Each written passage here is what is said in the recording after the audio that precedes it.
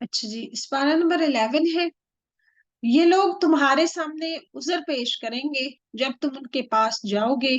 आप कह दीजिए कि उज़र पेश मत करो, हम कभी तुमको सच्चा ना समझेंगे।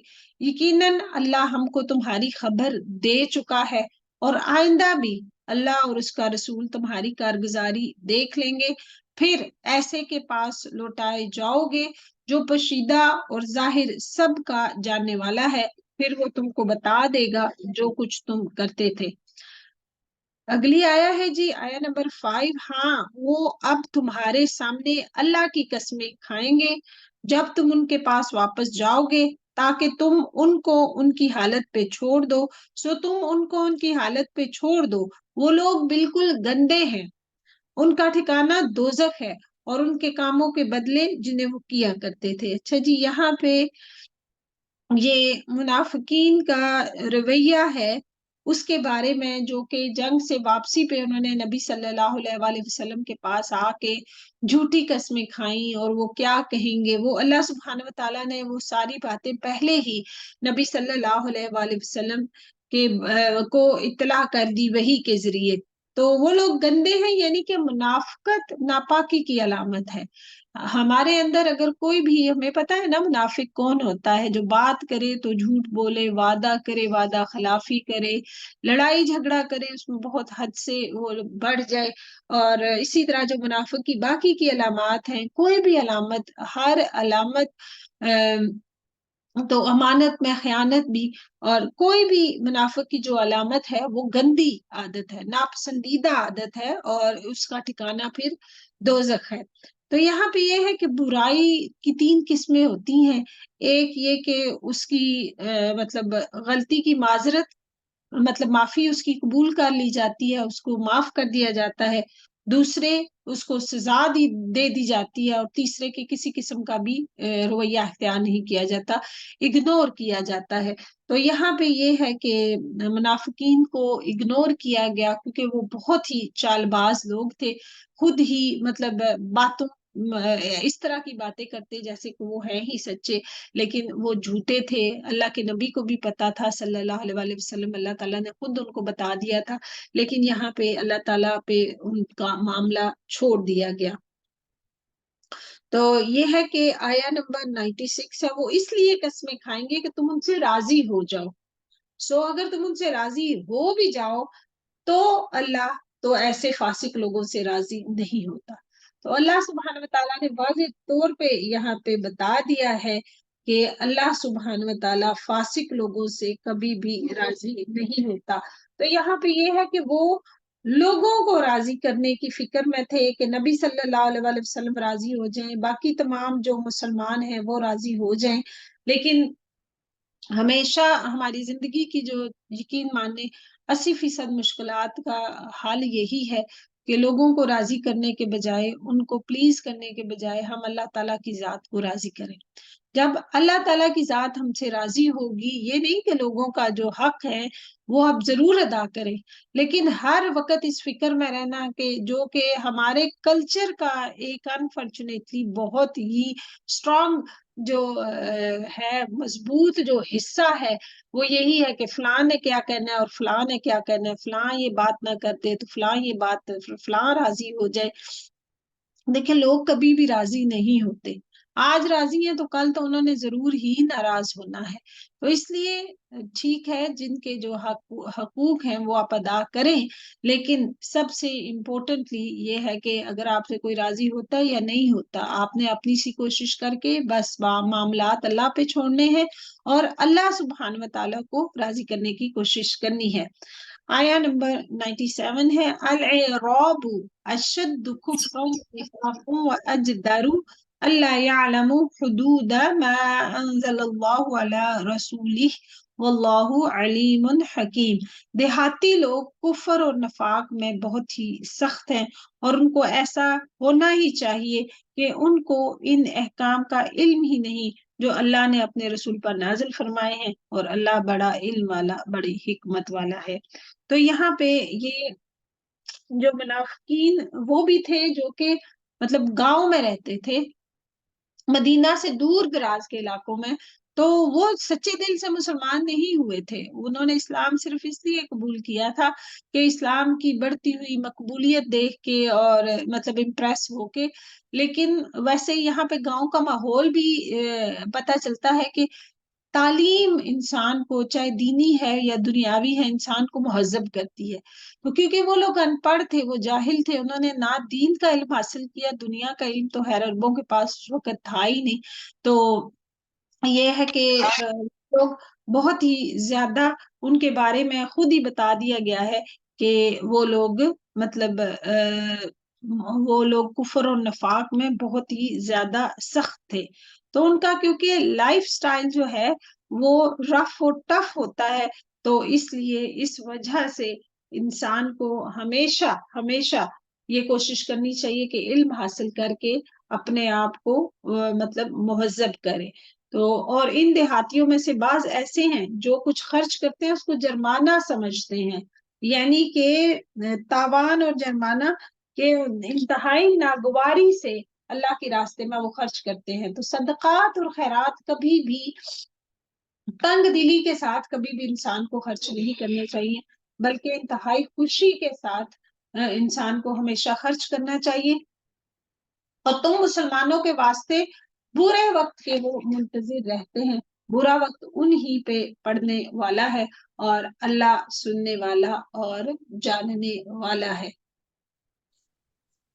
اور بعض اہل دیہات میں ایسے بھی ہیں جو اللہ پر اور قیامت کے دن پہ یقین رکھتے ہیں، یعنی کہ سارے ایک جیسے نہیں ہیں، اور جو کچھ وہ خرچ کرتے ہیں اس کو عند اللہ قرب حاصل ہونے کا ذریعہ اور رسول کی دعا کا ذریعہ بناتے ہیں. بہت اہم بات یہ ہے کہ جی صدقہ کرنے سے جو ہے وہ نبی صلی اللہ علیہ وآلہ وسلم کی دعا. تو یہاں پہ یہ دیکھتے ہیں کہ یہ اعراب کی دوسری قسم ہے. تو جو بھی آپ صلی اللہ علیہ وآلہ وسلم کے پاس جو بھی صدقہ لے کے آتا تھا جب آپ حیات تھے، تو آپ صلی اللہ علیہ وآلہ وسلم ان کے لیے دعائے خیر فرماتے. جس طرح حدیث میں آتا ہے کہ ایک صدقہ لانے والے کے لیے آپ نے دعا فرمائی کہ اے اللہ ابو اوفا کی آل پہ رحمت فرما. یاد رکھو کہ ان کا یہ خرچ کرنا بے شک ان کے لیے موجب قربت ہے، ان کو اللہ ضرور اپنی رحمت میں داخل کرے گا. اب یہ دیکھیں کہ اللہ کا قرب حاصل کرنے کے لیے ایمان کے بعد انفاق فی سبیل اللہ، یعنی کہ اللہ تعالیٰ کے راستے میں خرچ کرنا. تو اور اس سے اور کیا ہوتا ہے کہ اللہ تعالیٰ کی قربت نصیب ہوتی ہے، اور اللہ ضرور اس کو اپنی رحمت میں نازل کرتا ہے. اور اللہ بڑی مغفرت اور بڑی رحمت والا ہے، اس کے پاس کسی چیز کی بھی کوئی کمی نہیں ہے. جی الحمدللہ الحمدللہ، نیکیوں کو 700 گنا کرنے والے دن آ چکے ہیں. تو اب الحمدللہ آپ دل کھول کے اللہ سبحانہ وتعالیٰ کی راستے میں دن کو رات کو ہر وقت آپ خرچ کریں. الحمدللہ دوبارہ لنک شیئر کر دیا جائے گا. ہم نے ایز اے گروپ دورہ قرآن کے لیے جو ہم بھی کلیکشن کر رہے ہیں، آپ کے صدقات، آپ کی زکوٰۃ ایز اے گروپ، تاکہ ہمارے بھائی جو ماشاءاللہ خود جا رہے ہیں قاہرہ اور غازہ کے لوگوں کی مدد کرنے کے لیے، تو ان کو بہت ساری ضرورت ہے. ظاہر ہے فنڈز کی 50,000 پاؤنڈ مطلب اتنی لاگت چاہیے ہے. تو ہم نے بھی ضرور کوشش کرنی ہے کہ جتنا ہم سے ہو سکے ہم ان کی مدد کریں انشاءاللہ تعالی. اللہ کا لاکھ لاکھ شکر ہے کہ اللہ سبحانہ وتعالیٰ نے ہمیں یہ توفیق دی ہے. تو ہر روز آپ کوشش کریں کہ اس لنک پہ، یا اگر کیش دینا چاہیں تو بھی انشاءاللہ تعالیٰ مجھے بھی کیش دے سکتے ہیں، میں بھی کیش پہنچا دوں گی. اچھا جی، اور جو مہاجرین اور انصار سابق اور مقدم ہیں، اور جتنے لوگ اخلاص کے ساتھ ان کے پیروں ہیں، اللہ ان سب سے راضی ہوا اور وہ سب اس سے راضی ہوئے. اور اللہ نے ان کے لیے ایسے باغ تیار کر رکھے ہیں جن کے نیچے نہریں جاری ہوں گی، جن میں وہ ہمیشہ رہیں گے. یہ بڑی ہی کامیابی ہے الحمدللہ. تو قابل اتباع لوگ کون ہیں؟ مہاجر اور انصار ہمارے لیے رول ماڈل ہیں تو نبی صلی اللہ علیہ وسلم، لیکن आम इंसानों में अगर अल्लाह ताला ने जिनको रुतबा जिनका रुतबा बुलंद कर दिया, वो सहाबा इकराम, सहाबियात कराम, और उनमें टॉप दर्जे के लोग महाजिर और अंसार हैं। तो यहाँ पे ये है कि वो लोग हैं जो अल्लाह ताला से ने जिस हाल में उनको रखा, वो अल्लाह ताला से राजी रहे और अल्लाह ताला उनसे राजी हो गया। तो हमें उनके तर्ज जिंदगी के बारे में भी इल्म होना चाहिए कि उन लोगों ने कैसे जिंदगियां गुजारी। ठीक है, तो हमेशा जो लोग आप नेकियों में जो आप लोगों से आगे हैं, हमेशा उनकी तरफ देखने की कोशिश किया करें। माल में तो जो आपसे, या स्टेटस में जो आपसे ऊपर हो, उसकी तरफ देखने से मना फरमाया गया है। लेकिन जो लोग नेकियों में आप समझते हैं कि आपसे आगे है, हमेशा उससे इंस्पिरेशन लेनी चाहिए, उसकी तर्ज जिंदगी को फॉलो करना चाहिए, स्टडी करना चाहिए कि वो भी हम जैसे इंसान हो के वो इतना आगे कैसे नेकियों में निकल गए। तो अल्लाह सुब्हान व तआला हमें भी उन लोगों की सफ में शामिल कर दे जिनसे हमारा रब राजी हो गया। और कुछ तुम्हारे गिरदो पेश वाले देहातों में और कुछ मदीने वालों में ऐसे मुनाफिक हैं कि नफाक पर अड़े हुए हैं, आप इनको नहीं जानते, उनको हम जानते हैं। हम उनको दोहरी सजा देंगे, कब्र में भी सजा, आखिरत में भी सजा, फिर वो बड़े भारी अजाब की तरफ भेजे जाएंगे। और कुछ और लोग हैं जो अपनी खता के इकरारी हैं। अब ये मुखलिस मुसलमान थे, इन्होंने बहाने नहीं किए। ये अपनी सुस्ती की वजह से, वो अपनी सुस्ती की वजह से जंग में शामिल ना हो सके, बाकी तमाम गज़वात में वो शामिल होते थे। और ये कि अभी निकलते हैं, अभी निकलते हैं, ये करते करते काफिला बहुत दूर चला गया। जिन्होंने मिले जुले अमल किए, कुछ भले और कुछ बुरे, अल्लाह से उम्मीद है कि उनकी तौबा कबूल फरमाए। बिलाशुबा अल्लाह बड़ी मगफरत वाला और बड़ी रहमत वाला है। तो जिसका इख्तिताम, फिर एंडिंग जिसकी अच्छी होगी ना, फिर अल्लाह ताला उसको बख्श देगा। तो यहाँ पे ये वो मुसलमान हैं जिनके बारे में आगे भी बताया जाएगा कि उन्होंने फिर जब अपनी गलती का उनका को एहसास हो गया, तो उन्होंने कहा कि हम अब झूठ नहीं बोलेंगे। एक तो जंग में नहीं गए, वो हमने गुनाह किया क्योंकि सब ने जाना था। तो दूसरे अब ये कि झूठ बोल के मजीद हम गुनाह नहीं कमाएंगे। आप इनके मालों में से सदका ले लीजिए, जिसके जरिए आप इनको पाक साफ कर दे, और इनके लिए दुआ कीजिए। तो जुर्म का इतराफ करने वाले जो सहाबा और उसके अलावा तमाम मुसलमान इसमें शामिल हैं। नबी सल्लल्लाहु अलैहि वसल्लम को कहा जा रहा है कि इस सदके के माल के जरिए आप मतलब इनसे कबूल कर लें और इनका तज़किया करें, और जिससे ये बात वाज़ेह हो जाती है कि ज़कात और सदकात इंसान के अखलाक और किरदार की तहारत और पाकीज़गी का ज़रिया है। ये कि जो सदका वसूल करे, वो भी सदका देने वालों के लिए दुआए खैर करे। ठीक है, बिलाशुबा आपकी दुआ उनके लिए मूजिबे इत्मीनान है। जाहिर है नबी सल्लल्लाहु अलैहि वसल्लम की दुआ से बढ़ के और किसकी दुआ हो सकती है, और अल्लाह खूब सुनता और खूब जानता है। आया 104 है, क्या उनको ये खबर नहीं कि अल्लाह ही अपने बंदों की तौबा कबूल करता है और वो ही सदकात भी कबूल फरमाता है, और ये कि अल्लाह ही तौबा कबूल करने में और रहमत करने में कामिल है। देखिए, सदका और तौबा का यहाँ पे साथ साथ जिक्र आया है। तो ये है कि सदकात को अल्लाह सुब्हान व तआला कबूल फरमाता है, बशर्त ये कि वो हलाल कमाई से हो, तो अल्लाह सुब्हान व तआला उनमें इजाफा फरमाता है। जिस तरह हदीस में आया है कि नबी सल्लल्लाहु अलैहि वसल्लम ने फरमाया, अल्लाह ताला तुम्हारे सदके की इस तरह परवरिश करता है जिस तरह तुम में से कोई शख्स अपने घोड़े के बच्चे की परवरिश करता है, हत्ता के एक खजूर के बराबर सदका बढ़ बढ़ कर ओहद पहाड़ की मिसल हो जाता है। यानी ओहद पहाड़ बहुत बड़ा है, 18 किलोमीटर तकरीबन उसकी लंबाई है। तो इतना यानी कि इखलास और बढ़ता रहता है। आप थोड़ा सा सदका देते हैं تو انشاءاللہ تعالی ہمیں بھی اللہ تعالیٰ سے اچھی امید رکھنی چاہیے کہ جب تک ہم اس دنیا میں جائیں گے اور قبر میں جب ہمیں ہمارے صدقہ کی ضرورت پیش آئے گی اور روزے قیامت، تو وہ بڑھ بڑھ کے صدقہ ہمارا بھی بہت زیادہ ہو چکا ہوگا۔ کہہ دیجئے کہ تم عمل کیے جاؤ، تمہارے عمل اللہ خود ہی دیکھ لے گا، اور اس کا رسول اور ایمان والے بھی دیکھ لیں گے، اور ضرور تم کو ایسے کے پاس جانا ہے جو تمام چھپی اور کھلی چیزوں کا جاننے والا ہے، سو وہ تم کو تمہارا سب کیا ہوا بتلا دے گا۔ اچھا جی، یہاں پہ یہ منافقین کے بارے میں یہ کہا جا رہا ہے کہ وہ کہتے تھے نا کہ ہم مطلب جھوٹ بول رہے تھے نا، تو ہم آئندہ کوئی جنگ ہوئی تو ہم آپ کے ساتھ جائیں گے اور اس طرح، تو اللہ تعالیٰ کہہ رہے ہیں کہ تم مطلب ان کو چھوڑ دو، اور ان کا عمل آپ دیکھا جائے گا کہ واقعی کیا یہ عمل بدلتے ہیں۔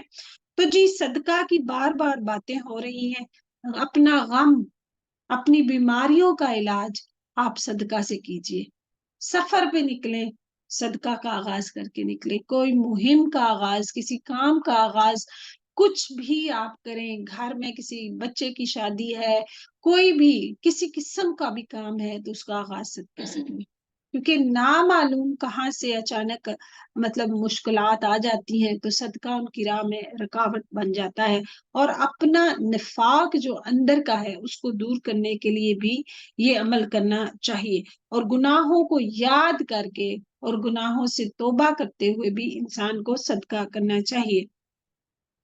اور کچھ لوگ وہ ہیں جن کا معاملہ اللہ کا حکم آنے تک ملتوی ہے، اچھا جی، یہاں پہ یہ جو ان کو سزا دے گا یا ان کی توبہ قبول کر لے گا، اور اللہ خوب جاننے والا اور بڑی حکمت والا ہے۔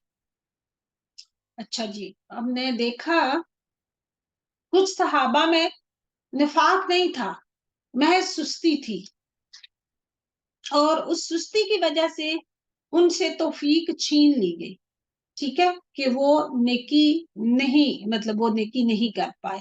ہمارے لیے بھی اس میں کیا سبق ہے کہ نیکی کا موقع آتا جائے، یہ نہیں کہ کل کروں گی، پرسوں کروں گی، اور یہ کروں گی، وہ کروں گی، نہیں، ہمت کریں اور اس موقع سے فائدہ اٹھائیں۔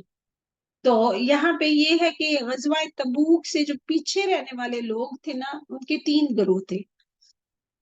ایک تو منافق تھے جو بغیر کسی وجہ کے پیچھے رہ گئے تھے، اور یہ 2 قسم کے لوگ تھے، دونوں دوسرے جو تھے نا، یہ دونوں مسلمان تھے، اس لیے دونوں نے دوسرے جو بلا عذر پیچھے رہ گئے تھے، یہ 2 قسم کے مسلمان تھے، دونوں مخلص مسلمان تھے، اس لیے دونوں نے اپنی غلطی کا اعتراف کر لیا۔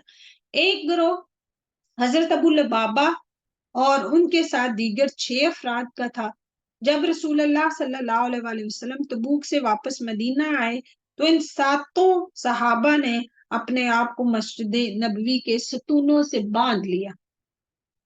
رسول اللہ صلی اللہ علیہ وسلم کا گزر ہوا، جب ان کے پاس سے ہوا تو ان کو ستونوں کے ساتھ بندھا ہوا دیکھ کر پوچھا، یہ کون لوگ ہیں؟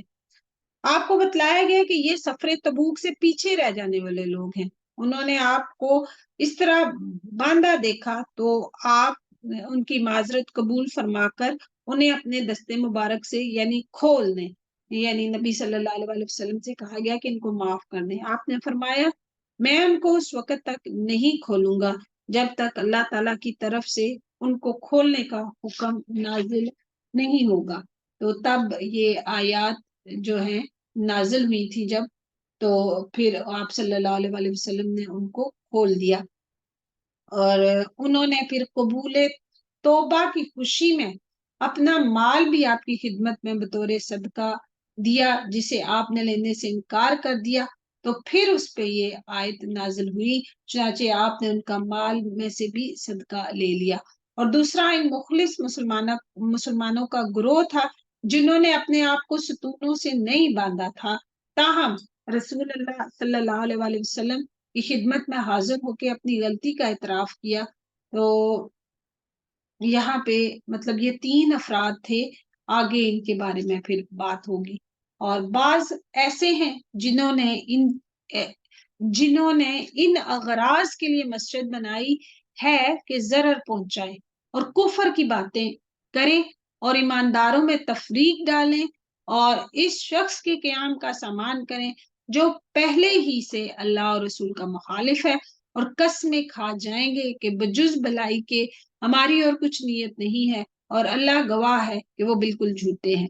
अच्छा, ये मस्जिद दरार ये बनाई गई थी तो जब कुबा की जंग का वक्त था ना, तो नबी सल्लल्लाहु अलैहि वसल्लम को उन्होंने कहा कि आप आए, हमने ये मस्जिद बनाई है ताकि जो बूढ़े लोग हैं वो दूर मतलब मस्जिद कुबा नहीं जा सकते, तो ये हमने मस्जिद इसलिए बनाई है कि लोग यहाँ पे आसानी से आ सकें, बारिश वगैरह हो या बूढ़े लोग, माजूर लोग। तो आप सल्लल्लाहु अलैहि वसल्लम को कहा गया कि आप इसका इफ्तिताह करें ताकि इस बात का ठप्पा लग जाए कि नबी सल्लल्लाहु अलैहि वसल्लम ने इसका इफ्तिताह किया है, लेकिन उसके अंदर उन्होंने काम क्या करने थे।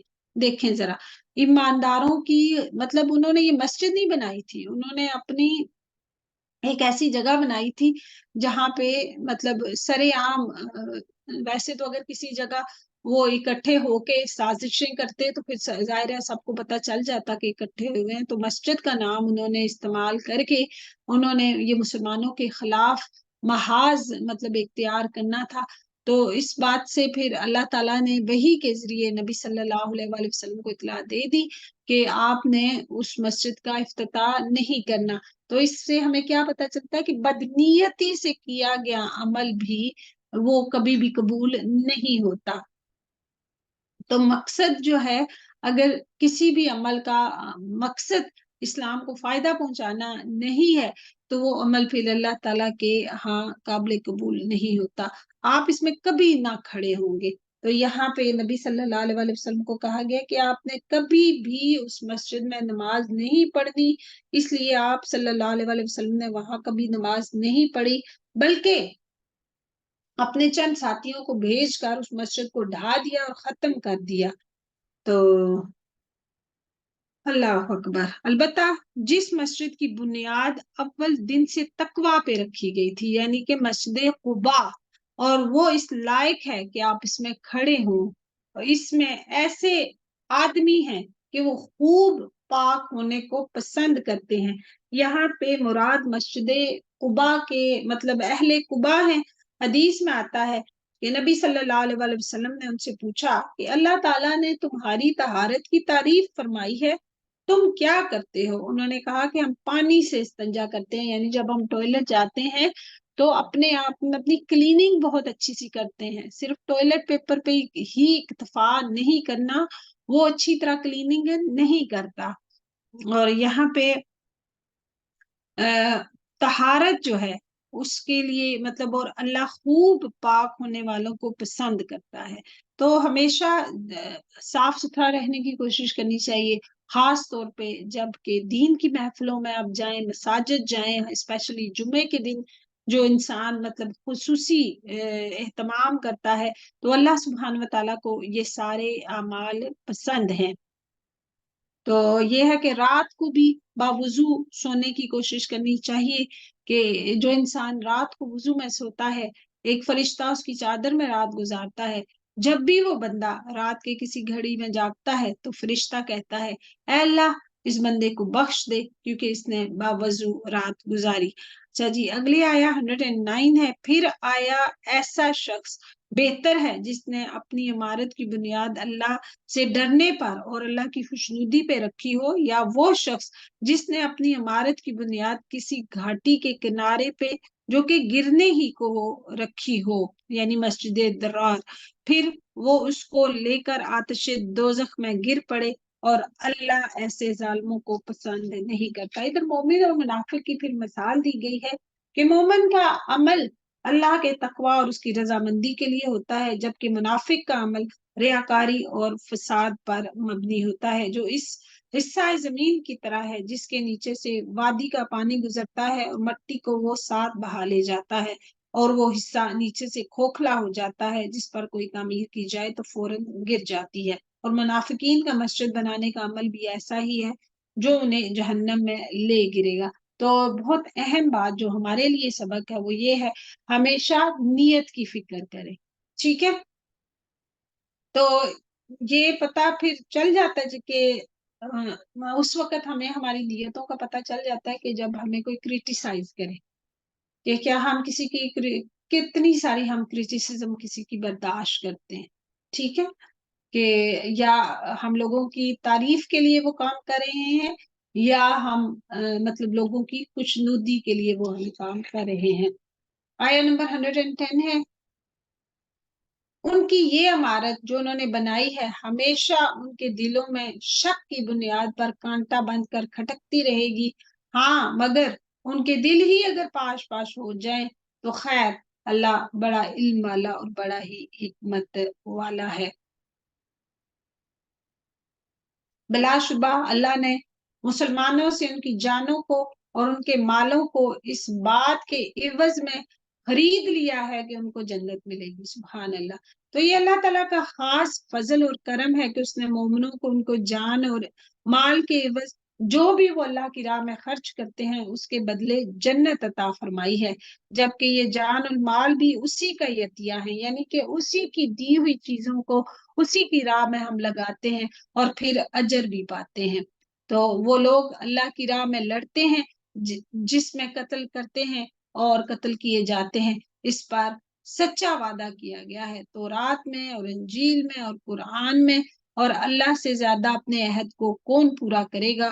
تو تم لوگ اپنی اس بے پر جس کا تم سے معاملہ ٹھہرایا ہے خوشی مناؤ، اور یہ بہت ہی بڑی کامیابی ہے۔ تو جو نبی کریم صلی اللہ علیہ وسلم کے ذریعے یہ معاہدہ کیا گیا تھا کہ یعنی کہ ہم نے زندگی کو کس طرح گزارنا ہے اسلام کے مطابق زندگی کو، تو پھر وہ جو معاوضہ ہے وہ اس کا پھر جنت ہے۔ تو خریدار بھی بہترین، مطلب اللہ سبحانہ و تعالی ہمارا خریدار ہے، اور معاوضہ بھی اس کا جو ملنے والا ہے جنت، وہ بھی بہترین۔ تو جس کے ذریعے یہ معاہدہ کیا گیا ہے وہ بھی بہترین۔ تو جی ہم لوگ بکے ہوئے لوگ ہیں، اور اللہ تعالی ہمیں قبول کرے، ہمارا خریدار بن جائے۔ ہر انسان تو جنگ نہیں لڑ سکتا نا، ہر انسان تو نہ جنگ کر سکتا ہے، لیکن اس کے علاوہ جو زندگی گزارنے کے طریقے اللہ سبحانہ و تعالیٰ نے بتا دیے ہیں وہ انسان اپنائے تو پھر انشاءاللہ تعالیٰ اللہ تعالیٰ کا یہ وعدہ ہے کہ اس کا معاوضہ پھر جنت ہوگا۔ اچھا جی، وہ لوگ جو جنگ، ظاہر سارے لوگ جنگ نہیں کر سکتے، تو جو مطلب ان لوگوں کی کیا خصوصیات ہونی چاہیے مومنین کی، وہ ایسے ہیں جو توبہ کرنے والے، ٹھیک ہے؟ ابھی توبہ کرنے کے دن آ گئے ہیں ماشاءاللہ، ہر وقت استغفار ہماری زبان سے جاری ہونا چاہیے، عبادت کرنے والے، سبحان اللہ، حمد اللہ تعالیٰ کی، تسبیحات ہر وقت کرنے والے، روزہ رکھنے والے، یا وہ راہ حق میں سفر کرنے والے، رکوع اور سجدہ کرنے والے، نیک باتوں کی تعلیم کرنے والے اور بری باتوں سے باز رکھنے والے، اور اللہ کی حدود کا وہ خیال رکھتے ہیں۔ تو یہاں پہ یہ انہی مومنوں کی یہ مزید مطلب صفات یہاں پہ بتائی گئی ہیں کہ یہ ساری صفات کہ، اور ایسے مومنین کو آپ خوشخبری سنا دیجئے، سبحان اللہ۔ تو اللہ سبحانہ و تعالی مطلب ہمیں بھی ان لوگوں میں شامل کر دیجیے، اسپیشلی یہ جو ایام آغاز ہو چکا ہے، تو پوری ہم نے کوشش کرنی ہے کہ یہ تمام صفات جو ہے، ان میں سے تمام صفات اپنے اندر ہم نے لے کے آنی ہے۔ پیغمبر کو اور دوسرے مسلمانوں کو جائز نہیں کہ مشرکین کے لیے مغفرت کی دعا مانگے، اگرچہ وہ رشتہ دار ہی ہوں، اس امر کے ظاہر ہو جانے کے بعد کہ یہ لوگ دوزخی ہیں۔ دیکھیں کہ اس کا شان نزول صحیح بخاری میں اس طرح ہے کہ جب نبی صلی اللہ علیہ وسلم کے چچا ابو طالب کا آخری وقت آیا تو نبی صلی اللہ علیہ وآلہ وسلم ان کے پاس گئے، جبکہ ان کے پاس ابو جہل اور عبداللہ بن ابی امیہ بھی بیٹھے ہوئے تھے۔ آپ نے فرمایا چچا جان لا الہ الا اللہ پڑھ لیں تاکہ میں اللہ کے ہاں آپ کے لیے حجت پیش کر سکوں۔ ابو جہل اور عبداللہ بن ابی امیہ نے کہا ہے ابو طالب کیا عبد المطلب کے مذہب سے انحراف کرو گے، یعنی مرتے وقت تم یہ کام کرو گے؟ تو ابو طالب نے آخری بات یہی کہی کہ میں عبد المطلب کے دین پر قائم ہوں اور لا الہ الا اللہ کہنے سے انکار کر دیا۔ نبی صلی اللہ علیہ وسلم نے فرمایا کہ جب تک اللہ تعالیٰ کی طرف سے مجھے روک نہیں دیا گیا میں استغفار کرتا رہوں گا، جس پر یہ آیت نازل ہوئی جس میں مشرکین کے لیے مغفرت کی دعا کرنے سے روک دیا گیا۔ تو دیکھیں اگر آپ کے رشتہ دار زندہ ہیں، مطلب ریورٹ جیسے لوگ ہیں، بہن بھائی ہمارے والدین زندہ ہیں، ان کو دعوت بھی دیں اسلام کی اور ان کے لیے دعا بھی مانگیں، لیکن اگر وہ فوت ہو گئے ہیں تو پھر آپ ان کے لیے دعا نہیں کر سکتے۔ اور ابراہیم کا اپنے باپ کے لیے دعائے مغفرت مانگنا وہ صرف وعدے کے سبب تھا جو انہوں نے اس سے وعدہ کر لیا تھا کہ جب نکلے تھے گھر سے حضرت ابراہیم علیہ السلام تو اپنے باپ سے انہوں نے کہا تھا کہ میں آپ کے لیے دعائے مغفرت کرتا رہوں گا، جس کی وجہ سے وہ ان کے لیے دعا کرتے تھے۔ لیکن جب یہ ان پر بات ظاہر ہو گئی کہ وہ اللہ کا دشمن ہے تو وہ بالکل اس سے بے تعلق ہو گئے کہ میرا باپ یعنی جہنمی ہے، پھر انہوں نے اس کے بعد ان کے لیے دعائے مغفرت نہیں کی۔ واقعی ابراہیم بڑے نرم دل اور بردبار تھے،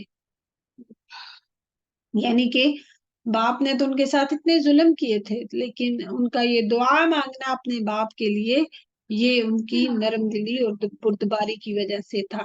آیا نمبر 115 ہے، اور اللہ ایسا نہیں کرتا کہ کسی قوم کو ہدایت کر کے بعد میں گمراہ کر دے جب تک کہ ان چیزوں کو صاف صاف نہ بتلا دے جس سے وہ بچے۔ ٹھیک ہے، اللہ تعالیٰ نے احکامات جو ہیں وہ کھول کھول کے بتا دیے ہیں، مشرکین تک بھی احکام پہنچ چکے ہیں اور وہ جان بوجھ کے انہوں نے اسلام قبول نہیں کیا تھا۔ بے شک اللہ ہر چیز کو خوب جانتا ہے۔ ان اللہ لہ ملک السماوات والارض یحیی و یمیت وما لکم من دون اللہ من ولی ولا نصیر۔ بلا شبہ اللہ ہی کی سلطنت ہے، آسمانوں اور زمین میں وہی زندہ کرتا ہے اور وہی مارتا ہے، اور تمہارا اللہ کے سوا نہ کوئی دوست ہے اور نہ کوئی مددگار۔ اللہ نے پیغمبر کے حال پہ توجہ فرمائی اور مہاجرین اور انصار کے حال پر بھی، جنہوں نے ایسی تنگ دستی کے وقت پیغمبر کا ساتھ دیا۔ یہ جنگ تبوک کا سفر تنگ دستی کا سفر تھا، اس کے بعد کہ ان میں سے ایک گروہ کے دلوں میں کچھ تزلزل ہو چلا تھا، پھر اللہ نے ان کے حال پر توجہ فرمائی۔ بے شک بلا شبہ اللہ ان سب پر بہت ہی شفیق اور مہربان ہے۔ سخت گرمی تھی، جو ویسے بھی سعودی میں ہوتی سخت گرمی ہے، لیکن اس وقت گرمیوں کا شدید مطلب موسم تھا، فصلیں بھی ان کی تیار تھی جو ان کے مطلب ذریعہ معاش تھی۔ تیسرے لمبا سفر تھا اور ایک اونٹ تقریباً مطلب 8 لوگوں کے پاس تھا، وسائل کی بہت کمی تھی، بہت پیدل بھی چلنا تھا، اس لیے اس کو جیش الاسرہ یعنی تنگی کا سفر کہا گیا ہے۔ تو یہاں پہ جو اللہ تعالیٰ نے مطلب ان کی توبہ قبول فرمائی، اور یہ ساری باتیں مطلب آگے دیکھتے ہیں ہم۔ اور 3 شخصوں کے حال پر بھی جن کا معاملہ ملتوی کیا گیا تھا، پیچھے ہم نے گروپس کا پڑھا تھا نا، کہ ایک تو بالکل منافقین تھے جن کو ان کے حال پہ چھوڑ دیا گیا، دوسرے جنہوں نے ستونوں کے ساتھ مخلف مسلمان تھے ان کے بارے میں آیات آ گئی تھی۔ اب یہ تیسرے 3 شخصوں کا یہ تیسرا گروہ تھا جو نبی صلی اللہ علیہ وسلم کے پاس گئے اور معذرت قبول فرمائی، معذرت پیش کی، تو پھر یہ ان کا معاملہ ہے کہ یہ اب ذرا دیکھیے کہ کیا ہوا کہ جن کا معاملہ ملتوی اور مؤخر کر دیا گیا 50 دنوں تک، ان کی تو 50 دنوں کے بعد ان کی توبہ قبول ہوئی۔ سورۃ توبہ ہے، آیا نمبر 118 ہے اور سپارہ نمبر 11 ہے۔ یہ تینوں مسلمان تھے، کعب بن مالک، مرارہ بن ربیع اور حلال بن امیہ۔ یہ تینوں نہایت مخلص مسلمان تھے، اس سے قبل تمام غزوات میں یہ شریک ہوتے رہے، اس غزوہ تبوک میں صرف کاہلی اپنی سستی کی وجہ سے شریک نہیں ہوئے، لیکن ان کو اپنی غلطی کا احساس ہو گیا کہ انہوں نے پھر یہی سوچا کہ اب ہم دوسری غلطی نہیں کریں گے، یعنی جھوٹ نہیں بولیں گے۔ انہوں نے پھر آپ صلی اللہ علیہ وآلہ وسلم کی خدمت میں حاضر ہو کے اپنی غلطی مان لی اور اپنے آپ کو سزا کے لیے پیش کر دیا۔ نبی کریم صلی اللہ علیہ وآلہ وسلم نے ان کے معاملہ کو اللہ کے سپرد کر دیا کہ وہ ان کے بارے میں جو حکم نازل فرمائے گا۔ تاہم اس درمیان ان کا صحابہ کرام کا ان تینوں جو مسلمان تھے ان سے بوائکاٹ ہو گیا کہ بالکل کسی نے بھی ان سے بات نہیں کرنی، اور 40 مطلب 50 راتوں کے بعد تھا نا کہ ان کی یہ آیات آئی تھی، 40 دنوں کے بعد ان کی بیویوں کو بھی منع کر دیا گیا کہ ان کو منع کر دیا کہ وہ اپنی بیویوں سے بھی تعلق نہیں قائم کر سکتے۔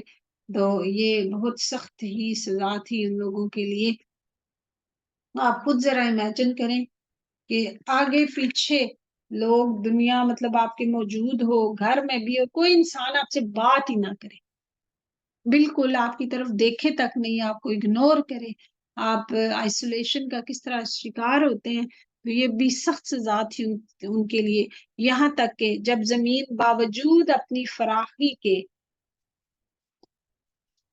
ان پہ تنگ ہونے لگی اور وہ خود بھی اپنی جان سے تنگ آ گئے، کیونکہ سوشل بائیکاٹ کی وجہ سے جس میں سے ان کو گزرنا پڑا تھا وہ بہت ہی مشکل تھا، اور انہوں نے سمجھ لیا کہ اللہ سے کہیں پناہ نہیں مل سکتی بجز اس کے کہ اس کی طرف رجوع کیا جائے۔ پھر ان کے حال پر توجہ فرمائی تاکہ وہ آئندہ بھی توبہ کر سکیں، یعنی 50 دن کے بعد انہوں نے اتنی دعائیں مانگی، توبہ کی، تو پھر ان کی توبہ قبول ہوئی۔ بے شک اللہ بہت توبہ قبول کرنے والا اور بہت رحم کرنے والا ہے۔ یا ایھا الذین آمنوا اتقوا اللہ وکونوا مع الصادقین، اے ایمان والو اللہ سے ڈرو اور سچوں کے ساتھ رہو۔ تو سچائی ہی کی وجہ سے اللہ تعالیٰ نے ان تینوں صحابہ کی غلطی نہ صرف معاف فرما دی بلکہ ان کی توبہ کو قرآن بنا کے نازل کر دیا۔ اس لیے مومنین کو حکم دیا ہے کہ اللہ سے ڈرو اور سچوں کے ساتھ رہو، ٹھیک ہے۔ تو جو انسان سچا ہوگا اس کے دل میں اللہ کا خوف ہوگا، اور جو جھوٹا ہوگا وہ سمجھ لے کہ اس کا دل تقوی سے خالی ہے۔ مدینہ کے رہنے والوں کو اور جو دیہاتی ان کے گرد و پیش ہیں ان کو یہ زیبا نہ تھا کہ رسول اللہ صلی اللہ علیہ وآلہ وسلم کو چھوڑ کر پیچھے رہ جائیں، ٹھیک ہے۔ یعنی کہ جنگ تبوک میں شرکت ہر کسی نے کرنی تھی، ٹھیک ہے۔ تو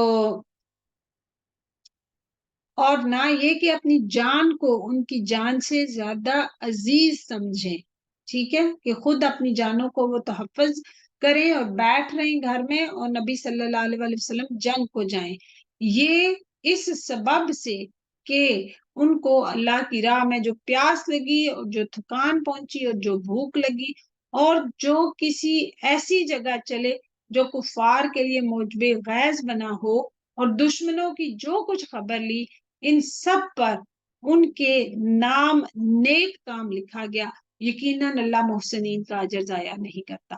تو جب آپ نیکی کی نیت کر لیتے ہیں نا تو اسی وقت سے آپ کا لیے اجر لکھنا شروع کر دیا جاتا ہے۔ کوئی بھی ذرا سا بھی کام آپ کرتے ہیں، مطلب ماشاءاللہ آپ اس کلاس میں بیٹھے ہیں اور اس درمیان آپ نے وضو کیا، ٹائم نکالا، کام جو آپ نے پہلے مطلب اپنی روٹین ایک سیٹ کی، یا اگر کہیں آپ لائیو کلاس جو لینے جاتے ہیں، جتنے قدم باجی میرے پاس آتی ہیں، میرے گھر آتی ہیں، جتنے قدم چل کے آتے ہیں، اپنے آرام دہ بستروں کو چھوڑ کے گھر میں بھی بیٹھ کے سن سکتے ہیں، لیکن یہ ہے کہ آپ جو آپ ایفرٹ ڈالتے ہیں ہر ایفرٹ کی آپ کو اجر ملے گا۔ تو حدیث میں کہ یقیناً اللہ، فرشتے اور تمام اہل زمین و آسمان، یہاں تک کہ چیونٹی اپنے سراخ میں، مچھلیاں بھی پانی میں اس شخص کے لیے دعا کرتے ہیں جو کہ علم کے راستے پہ چلتا ہے۔ تو یہاں پہ اللہ تعالیٰ جو ہے وہ ہمارے ہر عمل کو قبول و منظور فرمائے، کیونکہ ماشاءاللہ لمبی کلاس ہوتی ہے لیکن الحمدللہ पिछले रमदान का जरा चेक करें कि कितने लोग, और कुछ तो चले बीमार बुजुर्ग जो भी, लेकिन बहुत से लोग अनएक्सपेक्टेडली इस दुनिया में से चले गए हैं, और उनमें जवान हैं, बच्चे हैं, बूढ़े हैं। किसको पता था कि ये रमदान उसको नसीब नहीं होगा। तो अल्लाह का लाख लाख शुक्र है, अल्हम्दुलिल्लाह, जिसने हमें ये सादत बख्शी है, हमें इस महीने में उसने दाखिल किया है। अल्लाह ताला हमारे हर अमल को ऐसा बना दे कि हमारा रब हमसे राजी हो जाए। और जो कुछ छोटा या बड़ा उन्होंने खर्च किया अल्लाह की राह में, ठीक है, अल्लाह के दीन की सरबुलंदी के लिए, और जितने मैदान में उन्होंने उनको तय करने पड़े, ठीक है, तो ये क्योंकि वो मुसलमानों के लिए उस वक्त जाहिर है वो पैदल गए थे, इस तरह मुश्किलात, तो अल्लाह ताला ने कहा तुम्हारे ये सब भी उनके नाम लिख दिया गया है, ताकि अल्लाह उनके कामों के अच्छे से अच्छा बदला दे, ठीक है। तो जो गए थे, हालांकि उनको जंग नहीं करनी पड़ी थी, लेकिन फिर भी हर हर कदम पे अल्लाह ताला की जात जो है, उन्होंने उनको बदला, अच्छा बदला दिया। और मुसलमानों को ये ना चाहिए कि सब के सब निकल खड़े हों, ठीक है, सब ने ही नहीं चले जाना। सो ऐसा क्यों ना किया जाए कि उनकी हर बड़ी जमात में से एक छोटी जमात जाया करे, ताकि वो दीन की समझ बूझ हासिल करे, ठीक है, और ताकि वो लोग अपनी कौम के, जबकि वो उनके पास आए, डराएं, ताकि वो डर जाएं। तो ये है कि इल्म हासिल करने के लिए, स्पेशली जब इंसान चले छोटे शहरों में रहता है, इतने बड़े मदारिस या इतनी, अब तो खैर ऑनलाइन बहुत सारी सहूलियात मौजूद हैं, लेकिन ये है कि इल्म हासिल करने के लिए सब इंसान नहीं जा सकते। मतलब अब बहनें हैं, सारी नहीं जा सकती, घर के मतलब हालात हैं, बच्चे हैं, काम है, लेकिन जो जा सकता है, जो ये मतलब मैनेज कर सकता है, उसको जाना चाहिए, इल्म हासिल करना चाहिए, और वापस आके अपने इलाके में फिर लोगों को जिनके लिए दूर जाने के लिए मुश्किलात होती हैं, अपने इलाके में आके उसको इल्म सिखाना चाहिए। तो आपके इलाके में अगर कोई आपको इल्म सिखा रहा है, तो वाकई आपको जरूर उसको मतलब उसको सपोर्ट करनी चाहिए, उसकी मदद करनी चाहिए, और उन हलकों को अटेंड भी लाजमी करना चाहिए, क्योंकि खैर की बात को हमेशा शेयर करना चाहिए, ठीक है। भलाई जो भी कोई अगर बाहर से सीख के आया है, वो आपको उसने सिखाई है, आगे से आप दूसरों को सिखाएं, क्योंकि ये उम्मत वस्त का ये हम पे फर्ज है कि जो भी हम सीखते हैं उसको हम आगे सिखाएं।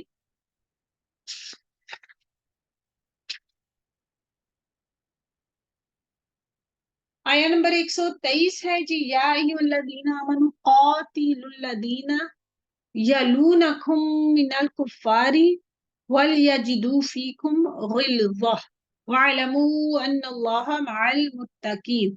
ऐ ईमान वालो, इन कफ़ार से लड़ो जो तुम्हारे आसपास हैं, और इनको तुम्हारे अंदर सख्ती पाना चाहिए, ठीक है, और यकीन रखो कि अल्लाह मुत्तकी लोगों के साथ है। यानी कि अब ये काफरों से लड़ने का एक असूल बताया गया है कि उनके लिए सख्ती मतलब अब बरतो, अब तुम नरमी उनके साथ नहीं बरत सकते। हमने खुद देखा है कि कभी बच्चे हैं हमारे या जनरली कुछ लोगों के साथ हम नरमी बरतते रहते हैं, तो वो आपको मतलब फॉर ग्रांटेड लेते हैं, वो आपकी उस नरमी का नाजायज फायदा उठाते हैं। तो यहाँ पे कभी कभी सख्ती भी करनी पड़ती है, तो यहाँ पे कहा जा रहा है कि उनसे अब सख्ती बरतनी है। और जब कोई सूरत नाजिल की जाती है, तो बाज मुनाफिकीन कहते हैं कि सूरत ने तुम में से किसके ईमान को ज्यादा किया है।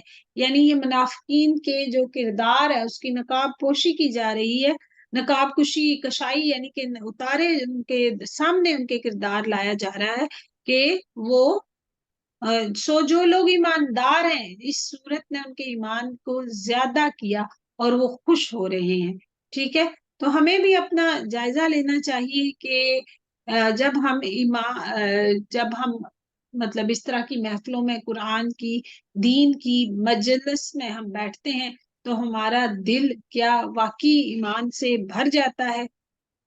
और जिन लोगों के दिलों में फिर रोग होता है, इस सूरत ने उनको उनकी गंदगी के साथ और गंदगी बढ़ा दी, ठीक है। तो फिर ये उनकी गंदगी में भी इजाफा हो जाता है और हालते कुफर में ही मर जाते हैं। तो कुरान उन दिलों पे असर नहीं करता जिन दिलों में गंदगी होती है, नफाक होता है, हसद होता है, कीना होता है, बुग़्ज़ होता है। आया नंबर 126 है, सूरा तौबा है, पारा नंबर 11 है बाजी। और क्या उनको नहीं दिखलाई देता कि ये लोग हर साल एक बार या 2 बार किसी न किसी आफत में फंसते रहते हैं, फिर भी ना तौबा करते हैं और ना ही नसीहत कबूल करते हैं। देखें जी, अल्लाह ताला क़यामत कुबरा से पहले क़यामत सुगरा, छोटे छोटे इस तरह के मामलात इंसान की जिंदगी, हर इंसान की जिंदगी में आते रहते हैं। साल में 1 या 2 दफा तो लाजमी ही आते रहते हैं। तो ये है कि हमें तैयारी करनी चाहिए, हमें तौबा इस्तग़फ़ार करना चाहिए, हर वक्त अपना रुजू अल्लाह सुब्हान व तआला की तरफ करते रहना चाहिए। और जब कोई सूरत नाज़िल की जाती है तो एक दूसरे को देखने लगते हैं कि तुमको कोई देखता तो नहीं, फिर चल देते हैं। अल्लाह ने उनके दिलों को फेर दिया है इसकी वजह से कि ये बेसमझ लोग हैं, कि उनके दिल खैर और हदायत से फिर चुके हैं। अच्छा जी, लक़द जाअकुम, अपने माइक्स म्यूट रखें प्लीज, जिस किसी का माइक ऑन है उसको म्यूट करें। लक़द जाअकुम रसूलुम मिन अनफुसिकुम अज़ीज़ुन अलैहि मा अनित्तुम हरीसुन अलैकुम बिल मुमिनीना रऊफ़ुर रहीम। तुम्हारे पास एक ऐसे पैगंबर तशरीफ लाए हैं जो तुम्हारी जिन्स से हैं, ठीक है। सूरत के आखिर में मुसलमानों पर जो नबी सल्लल्लाहु अलैहि वसल्लम की सूरत में जो अल्लाह सुब्हान व तआला ने उन पे एहसान किया है, जो हम पे एहसान किया है, उसकी मतलब वो बयान किया जा रहा है। और उसकी सबसे पहली सिफत ये कि तुम्हारी जिन्स में से हैं, तुम्हारी तरह के इंसान हैं, बशर हैं। और ये कि जिनको तुम्हारी मुजर की बातें नहायत बुरा गुजरती हैं, ठीक है। कि जो तुम मतलब उनको तकलीफें देते हो ना, तो उनको भी तकलीफ पहुंचती है, उनको भी दुख होता है तुम्हारी बातों से। जो तुम्हारी मनफत के बड़े ख्वाहिशमंद रहते हैं, ये नबी सल्लल्लाहु अलैहि वसल्लम फिर भी तुम्हारी हदायत और तुम्हारी दीनवी और आखिरी मनफत के ख्वाहिशमंद हैं। उनको तुम्हारा जहन्नम में जाना सख्त नापसंद है। तो हदीस है कि आप सल्लल्लाहु अलैहि वसल्लम ने फरमाया, मैं तुम्हें तुम्हारी पुश्तों से पकड़ पकड़ के खींचता हूँ, लेकिन तुम मुझसे दामन छुड़ाकर जबरदस्ती नारे जहन्नम में दाखिल होते हो। और ईमानदारों के साथ बड़े ही शफीक और मेहरबान है। ये आपकी चौथी सिफत बयान की गई है कि आपका खुल्क अजीम है, आला किरदार और करीमाना सिफात के आप मालिक हैं। अच्छा जी, आगे ये दुआ जो यहाँ पे आएगी ये है जी, फ़इन तवल्लौ फ़कुल हस्बी अल्लाह ला इलाहा इल्ला हु अलैहि तवक्कलतु व हुवा रब्बुल अर्शिल अज़ीम। फिर अगर वो रुगरदानी करें, यानी कि आपकी लाई हुई शरीयत और आपके दीन रहमत से अगर कोई लोग फिरें, तो आप कह दीजिए कि मेरे लिए अल्लाह ही काफी है, ठीक है। वही मुझे तुम्हारे मक्कर से और फरेब से बचाएगा और उसके सिवा कोई भी माबूद नहीं। मैंने उस पर भरोसा किया और वो बड़े अर्श का मालिक है। हजरत अबू दरदा रजी अल्लाह तआला अन्हु फरमाते हैं कि जो शख्स ये आयत हस्बी अल्लाह से लेके एंड तक जो पढ़ेगा, सुबह शाम 7-7 मरतबा पढ़ेगा, तो अल्लाह ताला उसके फिक्र और मुश्किलात को काफी हो जाएगा।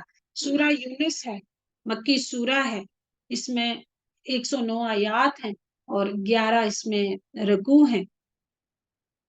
तो सूरा यूनुस जो है ये मक्की सूरत है और मक्की सूरतों में तौहीद का जिक्र है, ये अल्लाह ताला की तौहीद बयान करती है। सूरा तौबा का इख्तिताम नबी करीम सल्लल्लाहु अलैहि वसल्लम के बारे में और सूरा यूनुस का आगाज भी आप सल्लल्लाहु अलैहि वसल्लम के बारे में, मतलब उधर से इख्तिताम और उधर से आगाज दोनों आप सल्लल्लाहु अलैहि वसल्लम के बारे में है।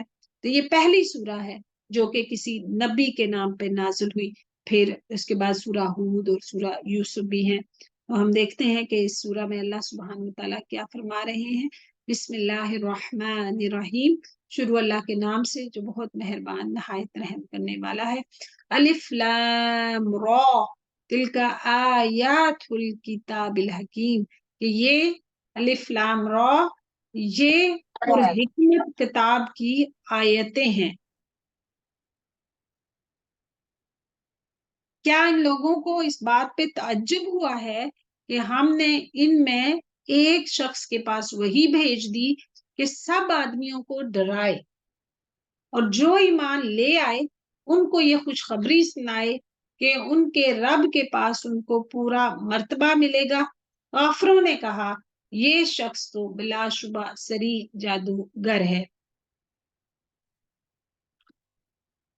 بلا شبہ تمہارا رب اللہ ہی ہے جس نے آسمانوں اور زمین کو 6 روز میں پیدا کر دیا، پھر عرش پر قائم ہوا اور وہ ہر کام کی تدبیر کرتا ہے. اس کی اجازت کے بغیر کوئی اس کے پاس سفارش کرنے والا نہیں. یہی اللہ تمہارا رب ہے، سو تم اس کی عبادت کرو. کیا تم پھر بھی نصیحت نہیں پکڑتے؟ تم سب کو اللہ ہی کے پاس جانا ہے. اللہ نے سچا وعدہ کر رکھا ہے. بے شک وہی پہلی بار بھی پیدا کرتا ہے، پھر وہی دوبارہ بھی پیدا کرے گا، تاکہ ایسے لوگوں کو جو ایمان لائے انہوں نے نیک کام کیے انصاف کے ساتھ جزا دے، اور جن لوگوں نے کفر کیا ان کے لیے ان کے کفر کی وجہ سے کھولتا ہوا پانی پینے کو ملے گا اور وہ دردناک عذاب ہوگا کفر کی وجہ سے. آیا نمبر 5 ہے. وہ اللہ ایسا ہے جس نے آفتاب کو چمکتا ہوا بنایا ہے اور چاند کو نورانی بنایا ہے. جو سورج کی روشنی ہوتی ہے نا اس کا نام ضیاء ہے. ٹھیک ہے، یعنی کہ چمکدار اس کی روشنی تیز ہوتی ہے، اور جو چاند کی روشنی ہوتی ہے نا وہ پرسکون روشنی ہوتی ہے، اور اس کے لیے منزلیں مقرر کی ہیں تاکہ تم برسوں کی گنتی اور حساب معلوم کر لیا کرو. تو یہ ٹائم ٹیبل ہوتے ہیں، ٹھیک ہے، ابدی کیلنڈر ہیں جو اللہ سبحانہ تعالیٰ نے بنا دیے ہیں. اللہ نے یہ چیزیں بے فائدہ پیدا نہیں کی، وہ یہ دلائل ان کو صاف صاف بتلا رہا ہے جو دانش رکھتے ہیں. ان فی اختلاف اللیل والنہار وما خلق اللہ فی السماوات والارض لآیات لقوم یتقون. اگر کسی کا مائک آن ہے تو پلیز اس کو بند کریں.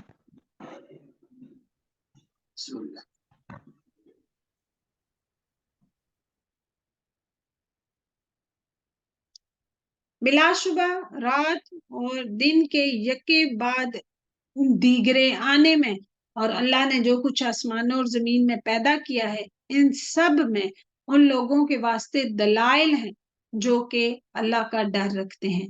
جن لوگوں کو ہمارے پاس آنے کا یقین نہیں ہے اور وہ دینوی زندگی پہ وہ راضی ہو گئے ہیں اور اس میں جی لگا بیٹھے ہیں، اور جو لوگ ہماری آیتوں سے غافل ہیں، ذرا چیک کریں ہمارا بھی تو نہیں کہ اس دنیا میں ہی دل لگا ہوا. ایسے لوگوں کا ٹھکانہ ان کے اعمال کی وجہ سے دوزخ ہے.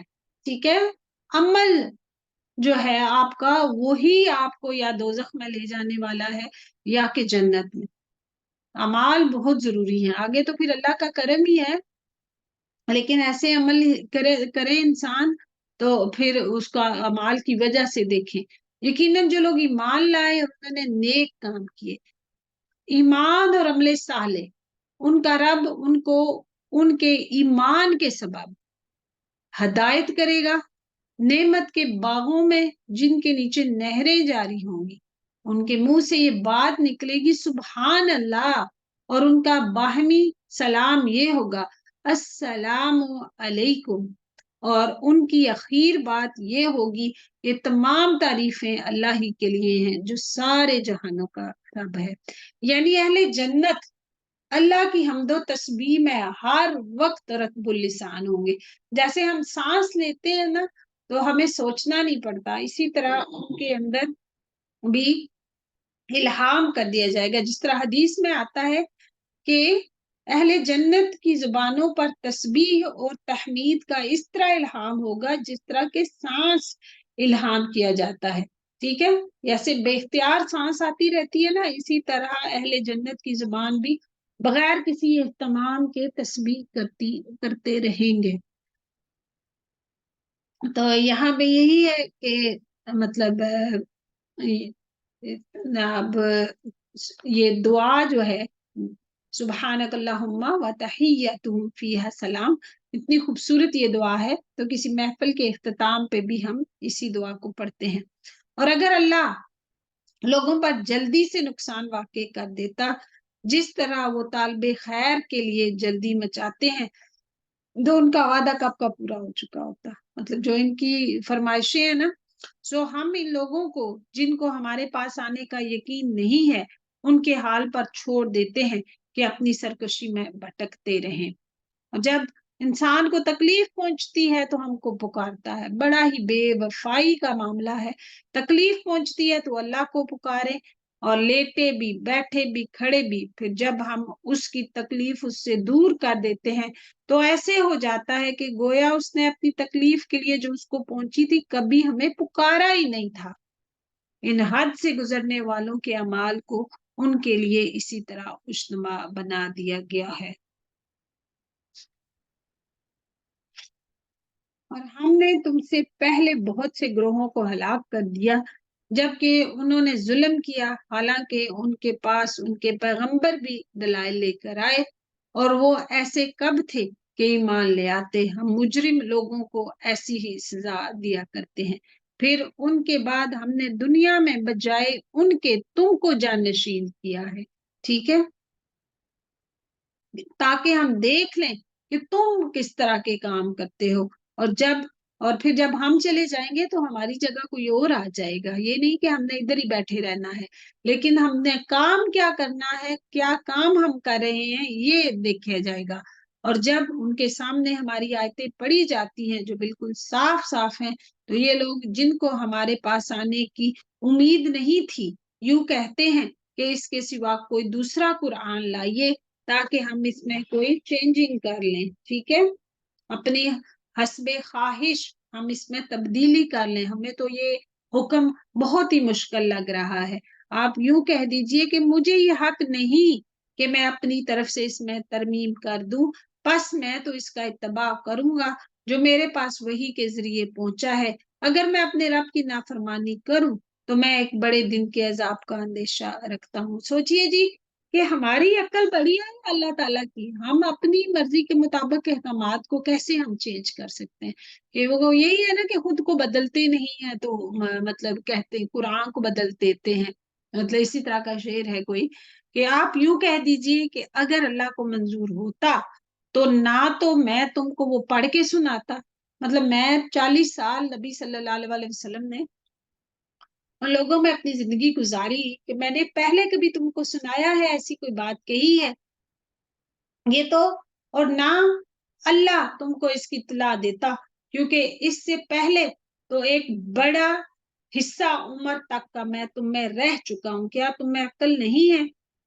ٹھیک ہے، کہ تم یہ دیکھ رہے ہو کہ میں نے کسی استاد سے سیکھا ہے، میری زندگی ساری تمہارے سامنے گزری ہے، اور اس سے پہلے بھی تم میری صداقت اور امانت کے قائل تھے، تو میں اب کیوں اللہ تعالیٰ پہ اس طرح جھوٹ یعنی کہ باندھوں گا، کہ یہ جو کلام میں تمہارے سامنے پیش کر رہا ہوں یہ سارا اللہ ہی کی طرف ہے۔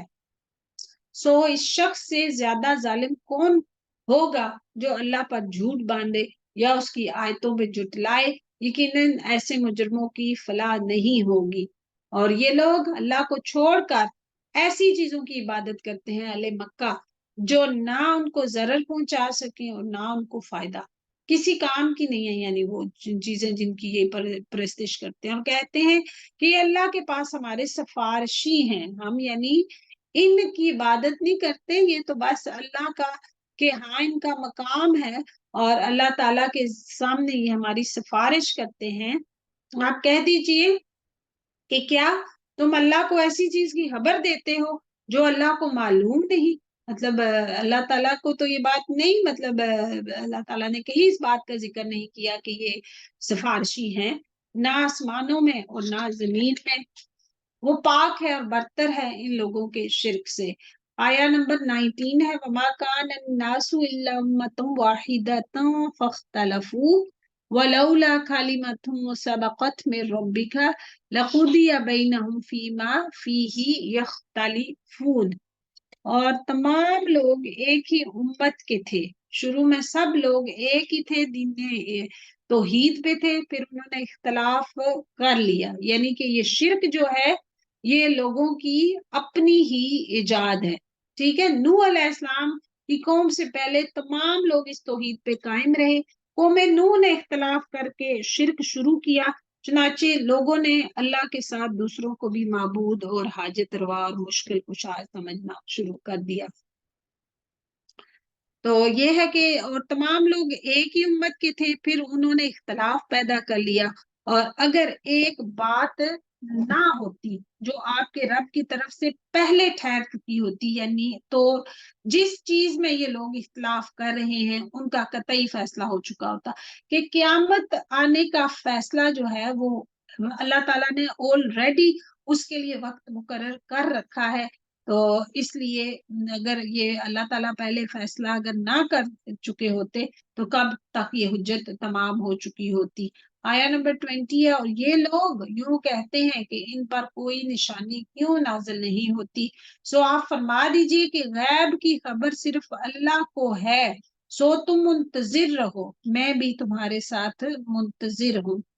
कि ये जो ख्वाहिश तुम ख्वाहिश करते हो ना मोजज़े लेके आओ, ये भी मैं सिर्फ अल्लाह के हुक्म से ही लेके आ सकता हूँ। और जब हम लोगों को इस अमर के बाद कि उन पर कोई मुसीबत पड़ चुकी हो, किसी नेमत का मजा चुका दें, ठीक है, मुसीबत के बाद जब नेमत मिलती है तो फिर जो वो फौरन ही हमारी आयतों के बारे में चालें चलने लगते हैं। आप कह दीजिए कि अल्लाह चाल चलने में तुमसे ज्यादा तेज है, बिल यकीन हमारे फरिश्ते तुम्हारी सब चालों को लिख रहे हैं।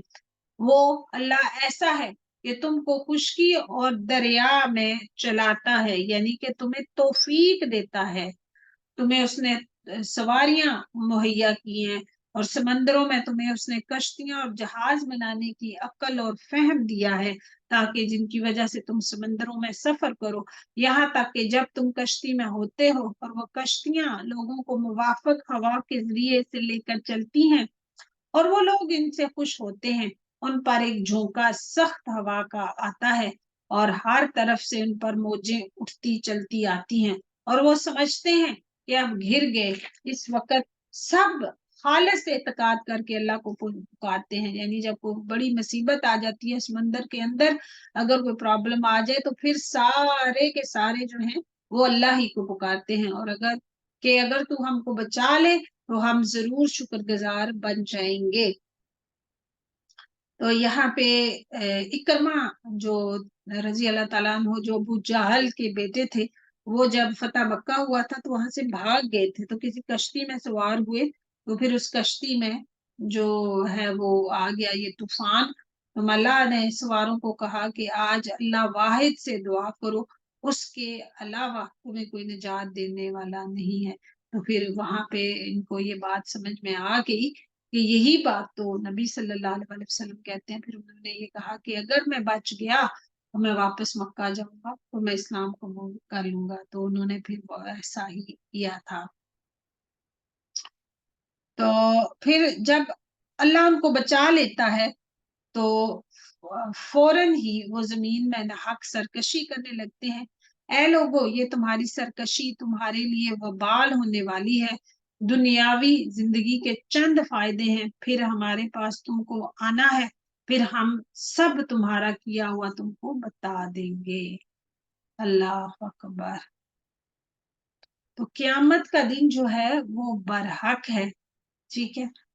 तो बस दुनियावी जिंदगी की हालत तो ऐसी है जैसे हमने आसमान से पानी बरसाया, फिर उससे नबातात, जमीन की नबातात जिनको आदमी और चौपाई खाते हैं, खूब गंजान होकर निकली, यहाँ तक कि जब वो जमीन अपनी रौनक का पूरा हिस्सा ले चुकी اور اس کی خوب زیبائش ہو گئی اور اس کے مالکوں نے سمجھا کہ ہم اس پہ قابض ہو گئے ہیں، تو دن میں یا رات میں اس پر ہماری طرف سے کوئی حکم آ پڑا اور ہم نے اس کو ایسا صاف کر دیا کہ گویا کل وہ موجود ہی نہ تھی۔ ہم اس طرح آیات کو صاف صاف بیان کرتے ہیں ایسے لوگوں کے لیے جو کہ سوچتے ہیں۔ سبحان اللہ۔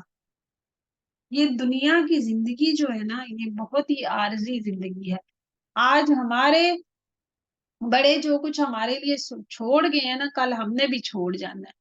بس ہمیں یہی فکر رہتی ہے کہ بس ٹھیک ہے، اپنی اولاد کو کبھی کسی دوسرے کا محتاج نہیں چھوڑ کے جانا چاہیے، ان کے لیے نف چھوڑ کے جانا چاہیے، لیکن ضرورت سے زیادہ آج ہمارے لیے چھوڑ گئے والدین، کل ہم ان کے لیے، مطلب اسی طرح فائدہ کوئی نہیں ان چیزوں کا جو ایکسٹرا چھوڑ کے جاتے رہتے ہیں اور پیچھے کسی کو قدر بھی نہیں ہوتی۔ مال مفت تو دل بے رحم ہوتا ہے، تو اس لیے جو بھی ضرورت سے زائد ہے آپ سمجھتے ہیں اس کو اللہ کی راہ میں صدقہ کرنا چاہیے۔ آیہ نمبر 25 ہے، واللہ یدعو الی دار السلام ویہدی من یشاء الی صراط مستقیم، اور اللہ سلامتی کے گھر کی طرف تم کو بلاتا ہے اور جس کی چاہتا ہے راہ راست، جس کو چاہتا ہے راہ راست پہ چلنے کی توفیق دیتا ہے۔ جن لوگوں نے نیکی کی ان کے واسطے خوبی ہے اور مزید برآں بھی، ٹھیک ہے، یعنی کہ جو انسان نیکی کرتا ہے اس کو پھر مزید نیکی کی توفیق دی جاتی ہے اور پھر ان کو جنت میں بھی جگہ دی جائے گی اور ان کے چہروں پر نہ سیاہی چھائے گی نہ ذلت۔ یہ لوگ جنت میں رہنے والے ہیں اور اس میں یہ ہمیشہ رہیں گے۔ تو دیکھیں جی، جو انسان عمل کرتا ہے نا اللہ کا چہرہ پانے کے لیے، اللہ تعالیٰ کی رضا پانے کے لیے، تو پھر اس کو واقعی پھر وہ اس کے عمل کی وجہ سے پھر وہ مطلب توفیق مل جاتی ہے وہ کام کرنے کی، اس کو پھر اللہ کا چہرہ جو ہے وہ نصیب انشاءاللہ ہوگا۔ اور جن لوگوں نے بد کام کیے ان کی بدی کی سزا اس کے پھر ان کو برابر ملے گی اور ان پر ذلت چھائے گی، ان کو اللہ سے کوئی نہ بچا سکے گا۔ گویا ان کے چہروں پر اندھیری رات کے پرت لپیٹ دیے گئے ہیں، یہ لوگ دوزخ میں رہنے والے ہیں، استغفر اللہ، اور اس میں ہمیشہ رہیں گے۔ اور وہ دن بھی قابل ذکر ہے جس روز ہم ان سب کو جمع کریں گے، پھر مشرکین کہیں گے کہ تم اور تمہارے شریک اپنی جگہ ٹھہرو، پھر ہم ان کے درمیان پھوٹ ڈال دیں گے اور ان کے وہ شرکا کہیں گے کہ تم ہماری عبادت نہیں کرتے تھے، ٹھیک ہے، یعنی دنیا میں تو ان کا خصوصی تعلق تھا، وہ تعلق وہاں پہ ختم کر دیا جائے گا اور ایک دوسرے کے وہ دشمن بن جائیں گے، کیونکہ وہ ان کو ظاہر ہے سزائیں مل رہی ہوں گی ایک دوسرے کی وجہ سے۔ ہمارے تمہارے درمیان اللہ ہی کافی ہے گواہ کے طور پہ کہ ہم کو تمہاری عبادت کی خبر بھی نہ تھی۔ تو اب جھوٹ بھی بولیں گے۔ اس مقام پر ہر شخص اپنے اگلے کیے ہوئے کاموں کی جانچ کر لے گا اور یہ لوگ اللہ کی طرف جو ان کا مالک ہے حقیقی ہے لوٹائے جائیں گے، اور جو کچھ جھوٹ باندھا کرتے تھے سب ان سے غائب ہو جائے گا۔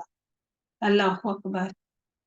آپ کہہ دیجئے کہ وہ کون ہے جو تم کو آسمان اور زمین سے رزق پہنچاتا ہے، یا وہ کون ہے جو کانوں اور آنکھوں سے پورا اختیار رکھتا ہے، اور وہ کون ہے جو زندے کو مردہ سے نکالتا ہے اور مردے کو زندہ سے نکالتا ہے، اور وہ کون ہے جو تمام کاموں کی تدبیر کرتا ہے۔ ضرور وہ یہی کہیں گے کہ اللہ ہے، تو پھر ان سے کہیے کہ پھر کیوں نہیں ڈرتے۔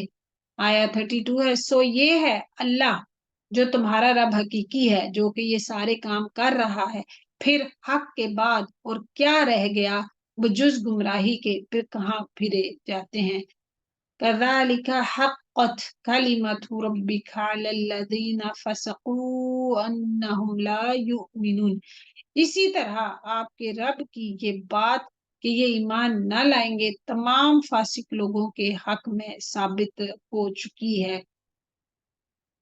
تمام تر اعترافات کے باوجود، دلائل کے باوجود جو مشرک ہیں وہ شرک چھوڑنے پہ تیار نہیں تھے۔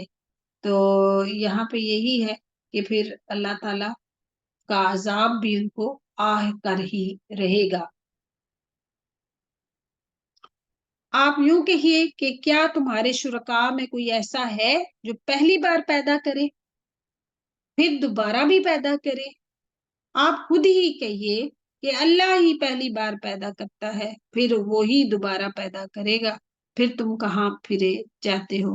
آیا 35 آپ کہہ دیجئے کہ تمہارے شرکاء میں کوئی ایسا ہے کہ حق کا راستہ بتاتا ہو۔ آپ کہہ دیجئے کہ اللہ ہی حق کا راستہ بتاتا ہے، تو پھر آیا جو شخص حق کا راستہ بتاتا ہو وہ زیادہ اتباع کے لائق ہے یا وہ شخص جس کو بغیر بتائے خود ہی راستہ نہ سوجے، یعنی کہ اس کو خود ہی نہ پتا ہو کہ کرنا کیا ہے، بس تم کو کیا ہو گیا ہے، تم کیسے فیصلے کرتے ہو، یعنی تمہاری عقلوں کو کیا ہو گیا ہے، اللہ کو اور اس کی مخلوق کو تم برابر ٹھہرا رہے ہو، اللہ کی عبادت میں دوسروں کو شریک بنا رہے ہو۔ تو یہاں پہ یہ دلائل دیے جا رہے ہیں، آیا 36 ہے، اور ان میں اکثر لوگ صرف گمان پہ چل رہے ہیں، ہمارے بس بزرگ ایسے کرتے تھے اور ایسے ویسا، یقیناً گمان حق کی معرفت میں کچھ بھی کام میں نہیں آ سکے گا، ٹھیک ہے؟ تو یہ جو کچھ کر رہے ہیں یقیناً اللہ کو سب خبر ہے۔ تو دین کے معاملے میں علم حاصل کرنا لازمی ہے، اپنے خیالات، اپنی خواہشات، اپنے بڑوں کی پیروی اگر وہ صحیح راہ پہ تو الحمدللہ، اگر نہیں تو آپ اپنے عمل کے خود ذمہ دار ہیں۔ اور یہ قرآن ایسا نہیں کہ اللہ کی وحی کے بغیر گھڑ لیا گیا ہو، بلکہ یہ تو ان کتابوں کی تصدیق کرنے والا ہے جو اس سے پہلے نازل ہو چکی ہیں، اور سب کی تفصیل بیان کرنے والا ہے، یعنی حلال حرام جائز ناجائز ہر چیز کی یہ تفصیل بیان کرنے والا ہے، اس میں کوئی بات شک کی نہیں کہ یہ رب العالمین کی طرف سے ہے، کیونکہ اس میں ماضی مستقبل ہر چیز کے بارے میں بتایا گیا ہے۔ یہ ساری باتیں واضح کرتی ہیں کہ یہ کلام اللہ تعالیٰ کی طرف سے ہے۔ کیا یہ لوگ یوں کہتے ہیں کہ آپ نے اس کو گھڑ لیا ہے؟ آپ کہہ دیجئے تو پھر تم میں سے اس کے مثل ایک صورت لے آؤ، یہ چیلنج اب کر دیا گیا تھا، اور جن جن غیر اللہ کو بلا سکو بلا لو اگر تم سچے ہو، بلکہ ایسی چیز کی تکذیب کرنے لگے جس کو اپنے احاطہ علمی میں نہیں لائے، اور ابھی اس کی حقیقت ان پر کھلی ہی نہیں۔ جو لوگ ان سے پہلے ہوئے ہیں اسی طرح انہوں نے بھی جھٹلایا، سو دیکھ لیجئے ان ظالموں کا انجام کیسا ہوا۔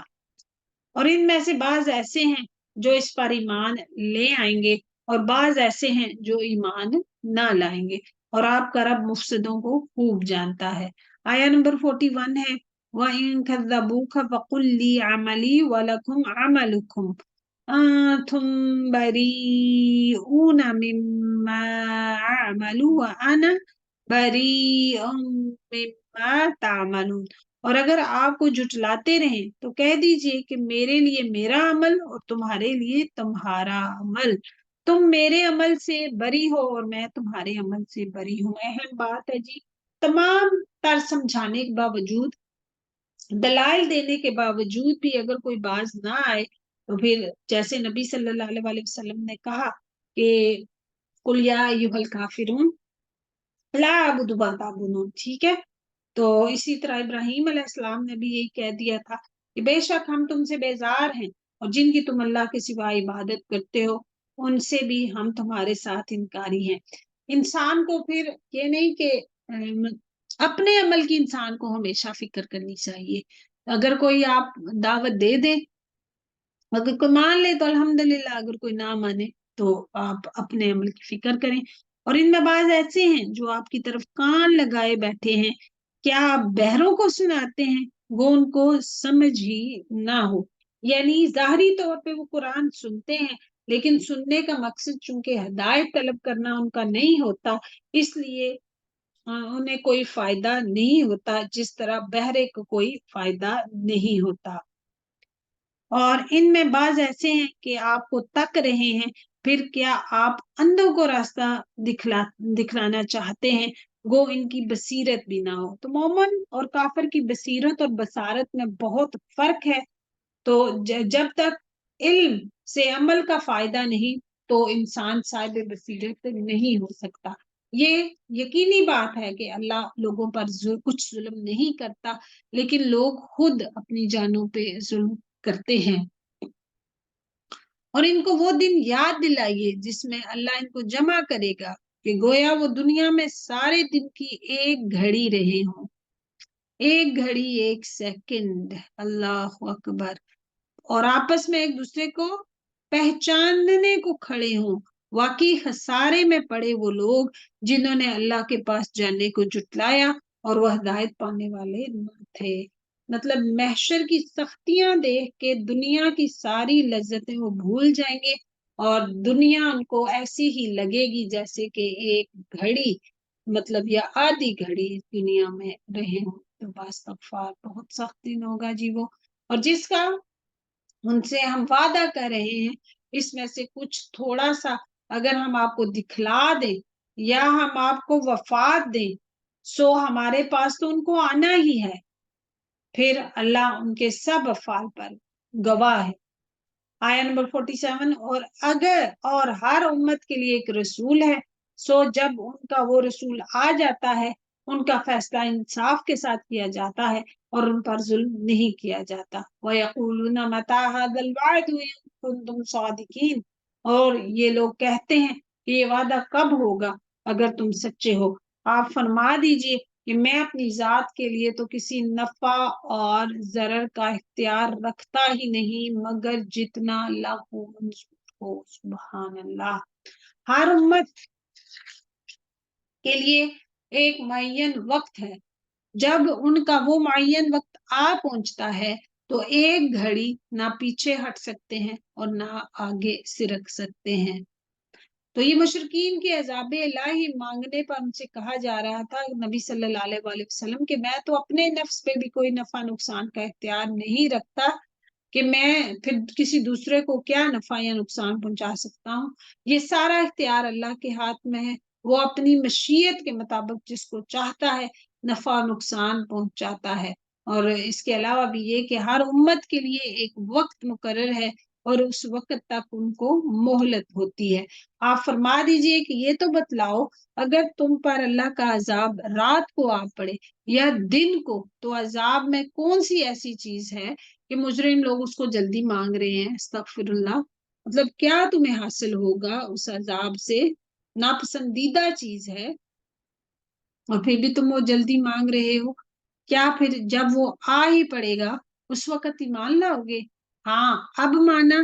आल आना, हालांकि तुम उसकी जल्दी मचाया करते थे।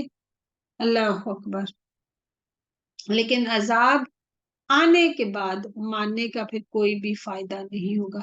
फिर जालिमों से कहा जाएगा कि हमेशा का अजाब चखो, तुमको तो तुम्हारे किए का बदला मिला है। और वो आपसे दरियाफ्त करते हैं कि क्या अजाब वाकई सच है। आप फरमा दीजिए कि हाँ, कसम है मेरे रब की, वो वाकई सच है और तुम किसी तरह अल्लाह को आजिज नहीं कर सकते। आया 57 है। और अगर हर जान के पास जिसने जुल्म किया है इतना हो कि सारी जमीन भर जाए तब भी उसको देकर अपनी जान बचाने लगे और जब अजाब को देखेंगे तो पशेमानी को पोशीदा रखेंगे और उनका फैसला इंसाफ के साथ होगा और इन पर कुछ भी जुल्म ना किया जाएगा। याद रखो कि जितनी चीजें आसमानों में और जमीन में हैं सब अल्लाह ही के मिल्क में है। याद रखो अल्लाह का वादा सच्चा है, लेकिन बहुत से लोग नहीं रखते। हुआ युहयी व युमीत व इलैही तुरजाउन। वही जान डालता है और वही जान निकालता है और तुम सब उसी के पास लाए जाओगे। तो यहाँ पे इन आयात में आसमान और जमीन के दरमियान अल्लाह ताला की मलकियत, हर चीज भी अल्लाह सुब्हानहू व तआला की मलकियत, वादा इलाही का बरहक होना, जिंदगी और मौत का इख्तियार और बारगाह इलाही में सबकी हाजिरी का बयान है। तो यहाँ पे ये कि अल्लाह ताला ने हिसाब का भी एक दिन मुकर्रर कर रखा है, उसको कोई भी टाल नहीं सकता।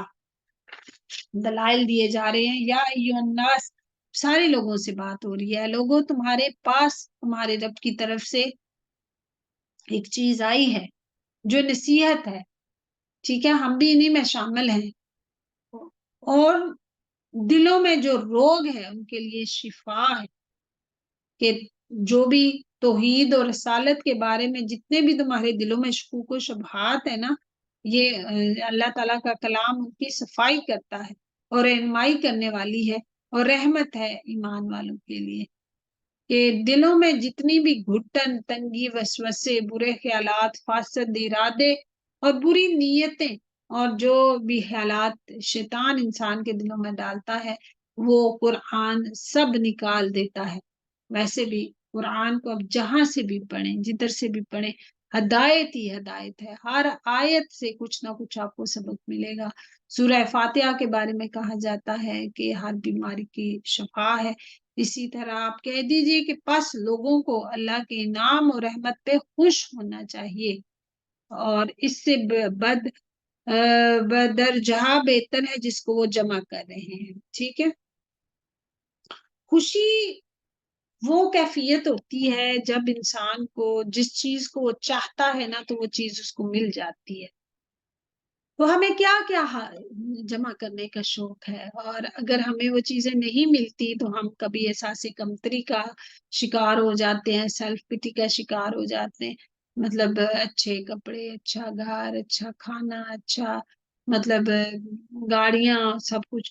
تو اللہ تعالیٰ نے کہا تمام دنیا کی جو چیزیں ہیں وہ ایک طرف ہیں، لیکن اگر آپ کے پاس وہ سب کچھ نہیں موجود تو آپ کے پاس اگر قرآن کی نعمت موجود ہے تو آپ دنیا کے امیر ترین انسان ہیں، کیونکہ وہ نعمت آپ کے پاس جو ہے وہ دنیا کی تمام ان مادی نعمتوں سے بڑھ کے وہ نعمت ہے۔ آپ کہہ دیجئے یہ تو بتاؤ کہ اللہ نے تمہارے لیے جو کچھ رزق بھیجا ہے پھر تم نے اس کا کچھ حصہ حرام اور کچھ حلال قرار دیا ہے؟ آگے پہلے یہ تفصیل ساری گزر چکی ہے، آپ پوچھئے کہ کیا تم کو اللہ نے حکم دیا تھا یا اللہ پر افطرا ہی کرتے ہو؟ آیا 60 ہے۔ اور جو لوگ اللہ پہ جھوٹ باندھتے ہیں ان کا قیامت کی نسبت کیا گمان ہے، واقعی لوگوں پر اللہ کا بڑا ہی فضل ہے لیکن اکثر لوگ شکر نہیں کرتے۔ اور آپ کس حال میں ہوں اور من جملہ ان احوال کے آپ کہیں سے قرآن پڑھتے ہوں اور جو کام بھی کرتے ہوں ہم کو سب کی خبر رہتی ہے جب تم اس کام میں مشغول ہوتے ہو، اور آپ کے رب سے کوئی چیز ذرا برابر بھی غائب نہیں، نہ زمین میں، نہ آسمان میں، نہ کوئی چیز اس سے چھوٹی اور نہ کوئی چیز بڑی، مگر یہ کہ یہ سب کتاب مبین میں ہے۔ تو اس آیت میں اللہ تعالیٰ نے نبی اور مومنین کو خطاب کرتے ہوئے فرمایا ہے کہ وہ تمام مخلوقات کے احوال سے واقف ہے، ہر لہجہ، ہر گھڑی اس کی نظر انسانوں پہ ہوتی ہے، اور زمین و آسمان کی کوئی بھی چھوٹی یا بڑی بھی چیز اس سے مخفی نہیں ہے۔ یاد رکھو، یہ باتیں یاد رکھنے کی ہیں کہ اللہ کے دوستوں پہ نہ کوئی اندیشہ ہے اور نہ ہی وہ غمگین ہوں گے۔ تو جو لوگ اللہ تعالیٰ کے دوست ہوتے ہیں نا، یعنی جو اللہ تعالیٰ کی ولی ہوتے ہیں، یعنی جن کو اللہ تعالیٰ کا قرب نصیب ہوتا ہے، تو یہ وہ سچے اور مخلص مومن ہیں جو اللہ تعالیٰ کی اطاعت کے کام کرتے ہیں اور گناہوں کے جو کاموں سے وہ یعنی ان کے وہ قریب بھی نہیں جاتے۔ تو اس لحاظ سے یعنی تقوی کا حصول ہر وقت ان کا مطلب ٹارگٹ یہی ہوتا ہے۔ تو ہر مومن متقی اللہ کا ولی ہوتا ہے۔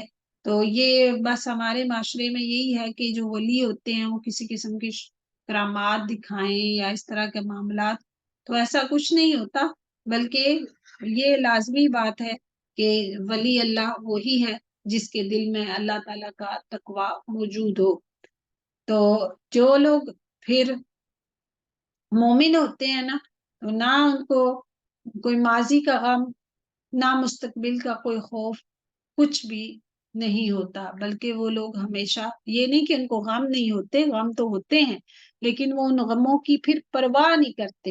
ان کے لیے آخری غم، ان کے لیے آخری جو ان کی مطلب جو ان کا ٹارگٹ ہوتا ہے جو जिस बात पे वो फोकस करते हैं वो अल्लाह ताला की रजा होती है। ये वो लोग हैं जो ईमान लाए और परहेजगार रहे। ठीक है, वली अल्लाह कौन होते हैं? अल्लज़ीना आमनू व कानू यत्तकून, और उनके लिए दुनियावी जिंदगी में भी और आखिरत में भी फिर खुशखबरी है। अल्लाह की बातों में कुछ फर्क हुआ नहीं करता, ये बड़ी कामयाबी है। अबू जर रजी अल्लाह तआला अन्हु कहते हैं कि मैंने नबी करीम सल्लल्लाहु अलैहि वसल्लम से अर्ज की कि एक आदमी खालिस अल्लाह के लिए काम करता है, लेकिन लोग उसके काम की वजह से उससे मोहब्बत करने लगते हैं। आप सल्लल्लाहु अलैहि वसल्लम ने फरमाया कि ये मोमिन को जल्द मिलने वाली खुशखबरी है, यानी दुनिया में ही उसको दिखा दिया जाता है कि उसके काम की कबूलियत है। और वला यहजुनका कौलुहुम इन्नल इज्जत लिल्लाहि जमीआ हुवस समीउल अलीम, और आपको इनकी बातें गम में ना डालें, तमाम तर गलबा अल्लाह ही के लिए है, वो सुनता है और जानता है। याद रखो, जो कुछ आसमानों में है और जो कोई जमीन में है, सब अल्लाह ही का है। और जो लोग अल्लाह को छोड़कर दूसरे शुरका की इबादत कर रहे हैं, किसी चीज की तबाह कर रहे हैं, महज बेसंद ख्याल की, मतलब अपने बस बनाए हुए उनके जो हैं तरीके, और महज अटकलें लगा रहे हैं, यानी कुरान और हदीस का उसके साथ कोई भी ताल्लुक नहीं है। वो ऐसा है कौन? अल्लाह ताला जिसने तुम्हारे लिए रात बनाई ताकि तुम उसमें आराम करो, और दिन भी इस तौर पर बनाया कि देखने भालने का जरिया है। तहकीक इसमें लोगों के लिए दलाइल हैं जो सुनते हैं। वो कहते हैं कि अल्लाह की औलाद है। सुभान अल्लाह, वो तो किसी का मोहताज नहीं, उसकी मलकियत है जो कुछ आसमानों में है और जो कुछ जमीन में है। तो ठीक है, सब कुछ उसी का है, तो उसको फिर औलाद की क्यों जरूरत है? तुम्हारे पास इस पर कोई दलील नहीं। क्या अल्लाह के जिम्मे ऐसी बातें लगाते हो जिसका तुम्हें इल्म नहीं? तुम्हें किसने मतलब इस बात का इल्म दिया है? आप कह दीजिए, जो लोग अल्लाह पे झूठ इफ्तरा करते हैं वो कामयाब नहीं होंगे। तो कामयाबी यानी आखिरत की कामयाबी यहाँ मुराद है कि वही लोग फिर कामयाब होंगे जो कि मतलब अल्लाह पे झूठ नहीं बांधते। ये दुनिया में थोड़ा सा नफा उठाना है, फिर हमारे पास उनको आना है, फिर हम उनको उनके कुफर के बदले सख्त अजाब चुकाएंगे। और आप इनको नूह का किस्सा पढ़ सुनाइए, जबकि उन्होंने अपनी कौम से फरमाया है, मेरी कौम, अगर तुमको मेरा रहना और अहकाम इलाही की नसीहत करना भारी मालूम होता है तो मेरा तो अल्लाह पे भरोसा है, तुम अपनी तदबीर माँ अपने शुरका के पुख्ता कर लो, यानी अल्लाह को छोड़ के अल्लाह के साथ तुमने जो शरीक ठहराए हुए हैं उनकी मदद हासिल कर लो, फिर तुम्हारी तदबीर तुम्हारी घुटन का बायस नहीं होनी चाहिए। फिर मेरे साथ कर गुजरो और मुझे मोहलत ना दो। फिर भी अगर तुम्हें राजी किए जाओ तो मैंने तुमसे कोई मुआवजा तो नहीं मांगा, मेरा मुआवजा तो सिर्फ अल्लाह ही के जिम्मे है, और मुझको हुक्म किया गया है कि मैं मुसलमानों में से हो रहूं। तो ये है कि अगर तुम ये चाहते हो कि मैं ये सारा कुछ इसलिए कर रहा हूँ कि तुमसे कोई माल हासिल करूं, तो मैंने तुमसे कुछ नहीं मांगा। पैगंबर कभी भी उजरत नहीं मांगते। सो वो लोग उनको जुटलाते रहे, बस हमने उनको और जो उनके साथ कश्ती में थे उनको निजात दी और उनको जानशीन बनाया, और जिन्होंने हमारी आयतों को जुटलाया था उनको गर्क कर दिया। सो देखना चाहिए कि कैसा अंजाम हुआ उन लोगों का जो डराए जा चुके हैं। ठीक है, ऑलरेडी जो काम तुम कर रहे हो, जिन लोगों ने ऑलरेडी वो काम किए थे, उनका अंजाम क्या हुआ था ये जरा चेक कर लो। फिर नूह के बाद हमने और रसूलों को उनकी कौमों की तरफ भेजा, सो उनके पास रोशन दलीलें ले आए। बस जिस चीज को अल्लाह ने अव्वल में झूठा कह दिया, ये ना हुआ कि फिर उसको मान लेते। अल्लाह इस तरह हद से बढ़ने वालों के दिलों पे मोहर लगा देता है। फिर इन पैगंबरों के बाद हमने मूसा और हारून को फिरौन और उसके सरदारों के पास निशानियां देकर भेजा, सो उन्होंने तकब्बर किया اور وہ لوگ مجرم قوم تھے، یعنی کہ وہ بڑے بڑے جرائم اور گناہوں کے عادی تھے۔ پھر جب ان کو ہمارے پاس سے صحیح دلیل پہنچی تو وہ کہنے لگے کہ یقیناً یہ سری جادو ہے۔ آیا 77 ہے، قال موسیٰ اتقولون للحق لما جاءکم سحر هذا ولا يفلح الساحرون۔ موسیٰ نے کہا کیا تم حق کے بارے میں جب وہ تمہارے پاس آیا یہ کہتے ہو کہ یہ جادو ہے، حالانکہ جادوگر کبھی بھی کامیاب نہیں ہو سکتے۔ پہلے معجزے مانگتے تھے، جب معجزے آ گئے تو ان کو معجزوں کو جادو قرار دیا۔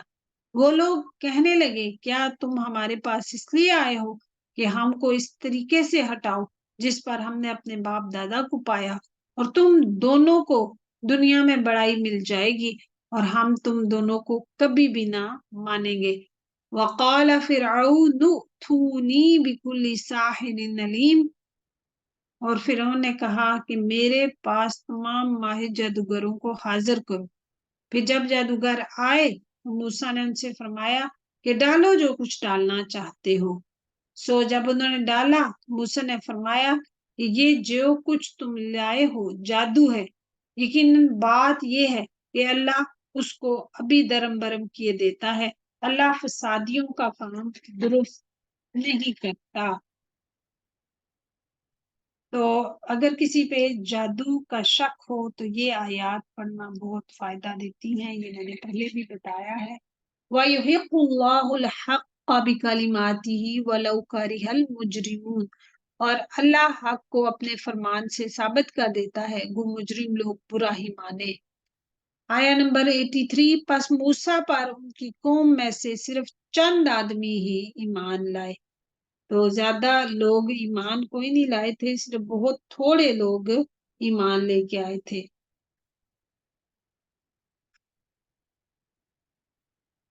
وہ بھی فرعون سے اپنے حکام سے ڈرتے تھے کہ کہیں ان کو تکلیف نہ پہنچے،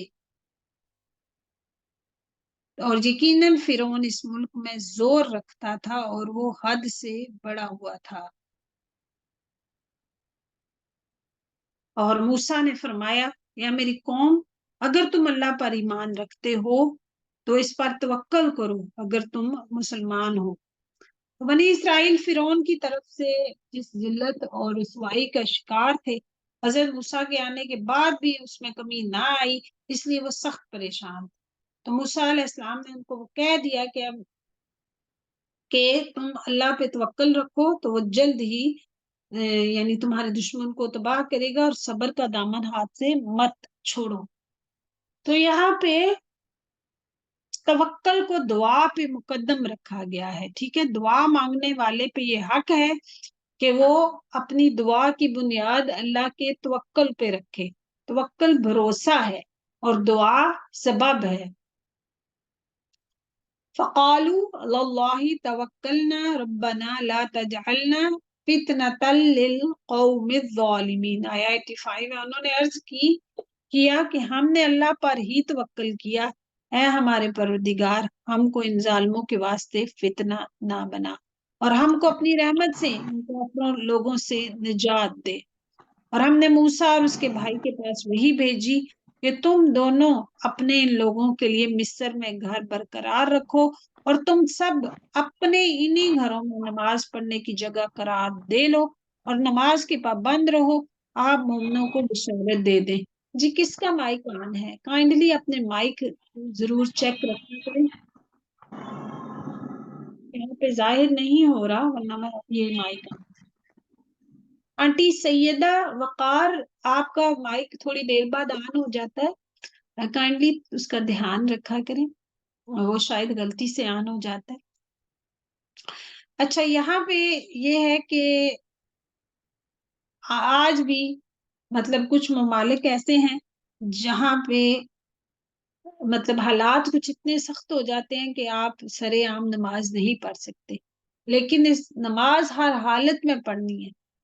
تو اللہ تعالیٰ کہہ رہے ہیں کہ مطلب اس ٹائم پہ بھی فرعون کی وجہ سے جو لوگ ڈرتے تھے، نبی صلی اللہ علیہ وسلم کے زمانے میں بھی نے دیکھا کہ مطلب کھل کے سامنے تو نماز بہت بعد میں پڑھی گئی نا. تو یہ ہے کہ ایسی حالات کے مطابق جو ہے وہ لایا عمل تیار کرنا چاہیے، لیکن عبادت نہیں چھوڑنی. آگے موسیٰ نے عرض کی ہے ہمارے رب تو نے فرعون کو اور اس کے سرداروں کو سامان زینت اور طرح طرح کے مالی دنیاوی زندگی میں دیے ہیں. اے ہمارے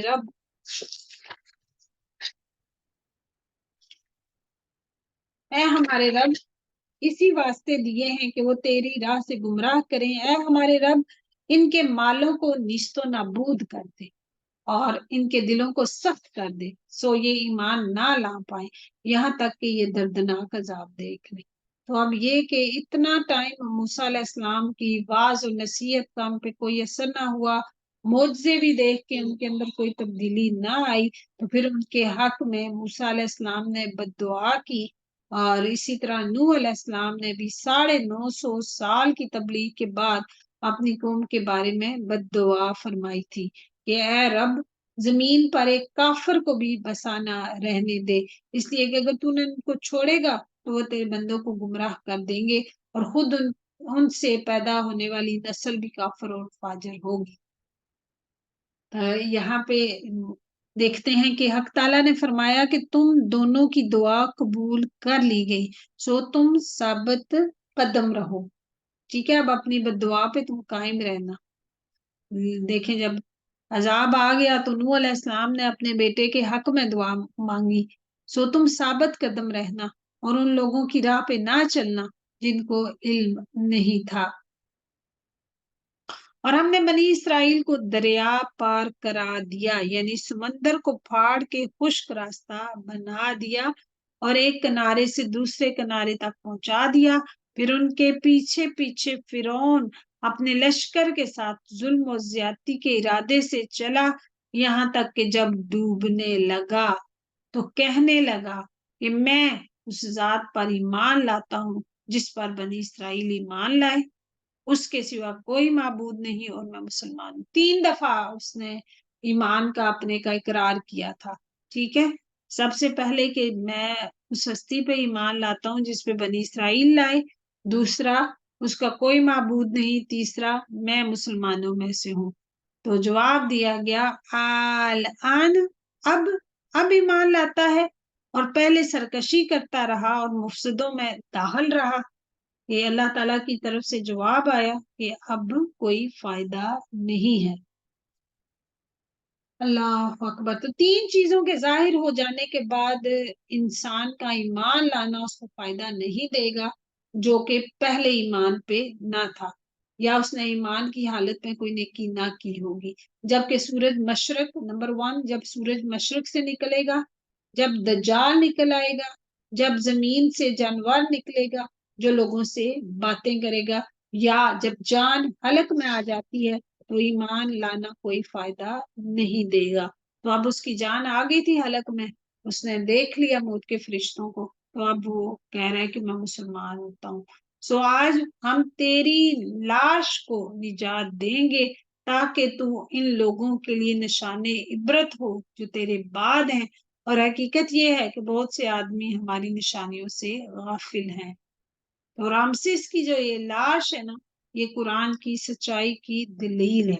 ٹھیک ہے، جب فرعون غرق ہو گیا تو اس کی موت کا بہت سے لوگوں کو یقین نہیں آتا تھا. اللہ تعالیٰ نے سمندر کو حکم دیا، اس نے اس کی لاش کو باہر خشکی پہ پھینک دیا، جس کا مشاہدہ پھر سب نے کیا.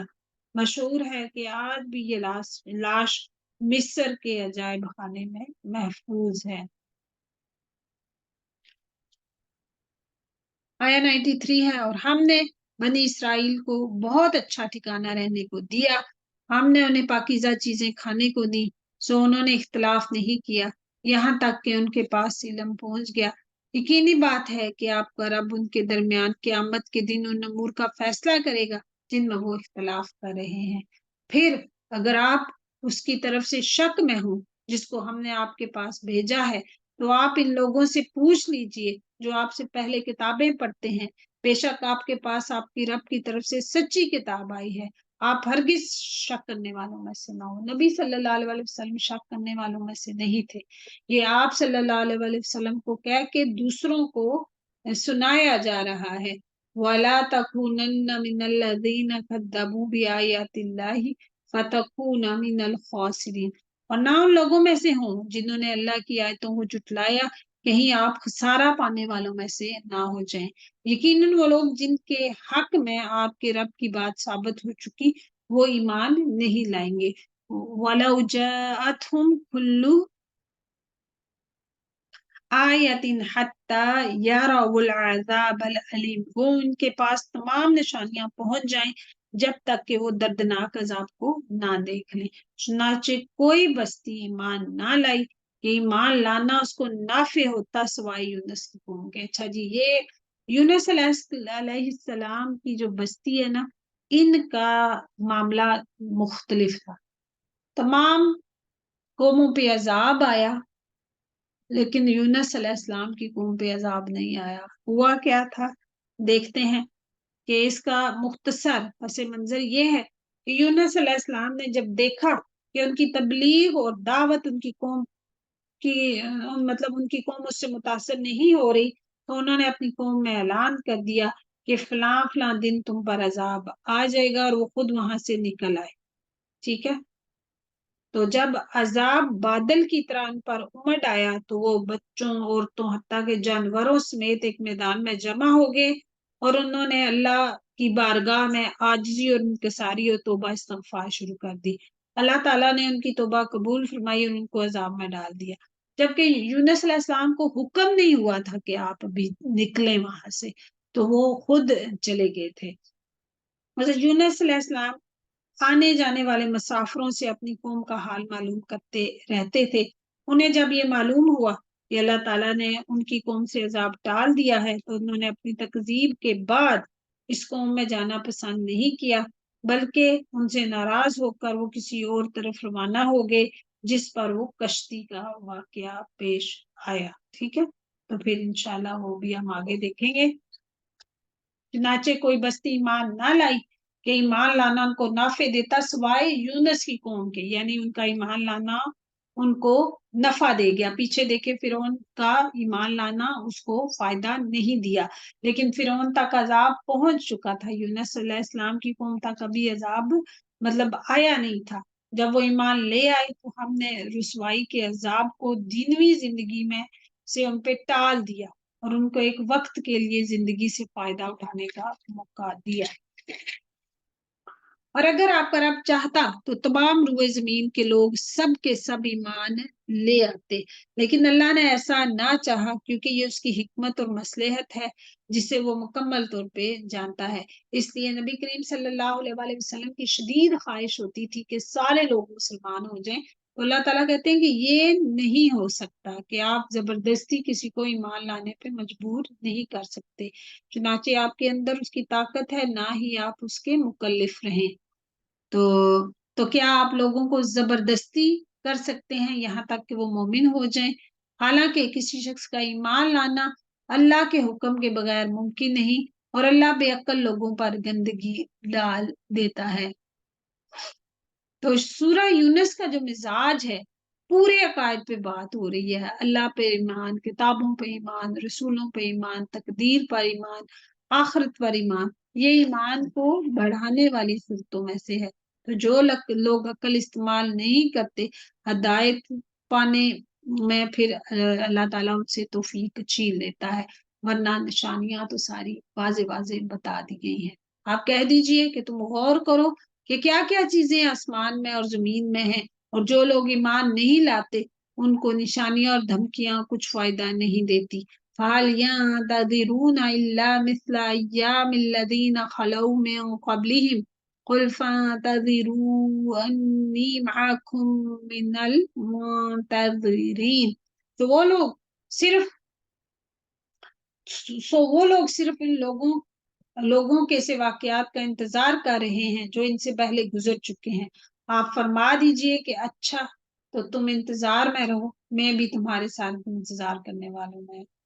देखें जी, इन पे कोई दलील, कोई धमकी, कोई कुछ नहीं असर कर रहा कि वो लोग ईमान लेके आए, बल्कि इस बात के वो मुंतजिर हैं तारीख दोहराई जाए और उन पे वो अजाब आए। अस्तगफिरुल्लाह।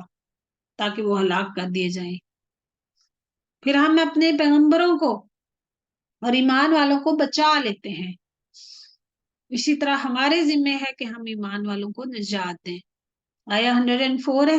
آپ کہہ دیجئے کہ اے لوگو، اگر تم میرے دین کی طرف سے تمہیں کوئی شک ہے تو میں ان معبودوں کی عبادت نہیں کرتا جن کی تم اللہ کو چھوڑ کے عبادت کرتے ہو، لیکن ہاں اس اللہ کی عبادت کرتا ہوں جو تمہاری جان قبض کرتا ہے. اب دلیل کے ساتھ بات ہو رہی ہے کہ موت انسان کو عاجز کر دیتی ہے.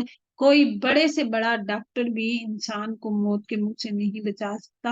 اور مجھ کو یہ حکم ہوا ہے کہ میں ایمان لانے والوں میں سے ہوں.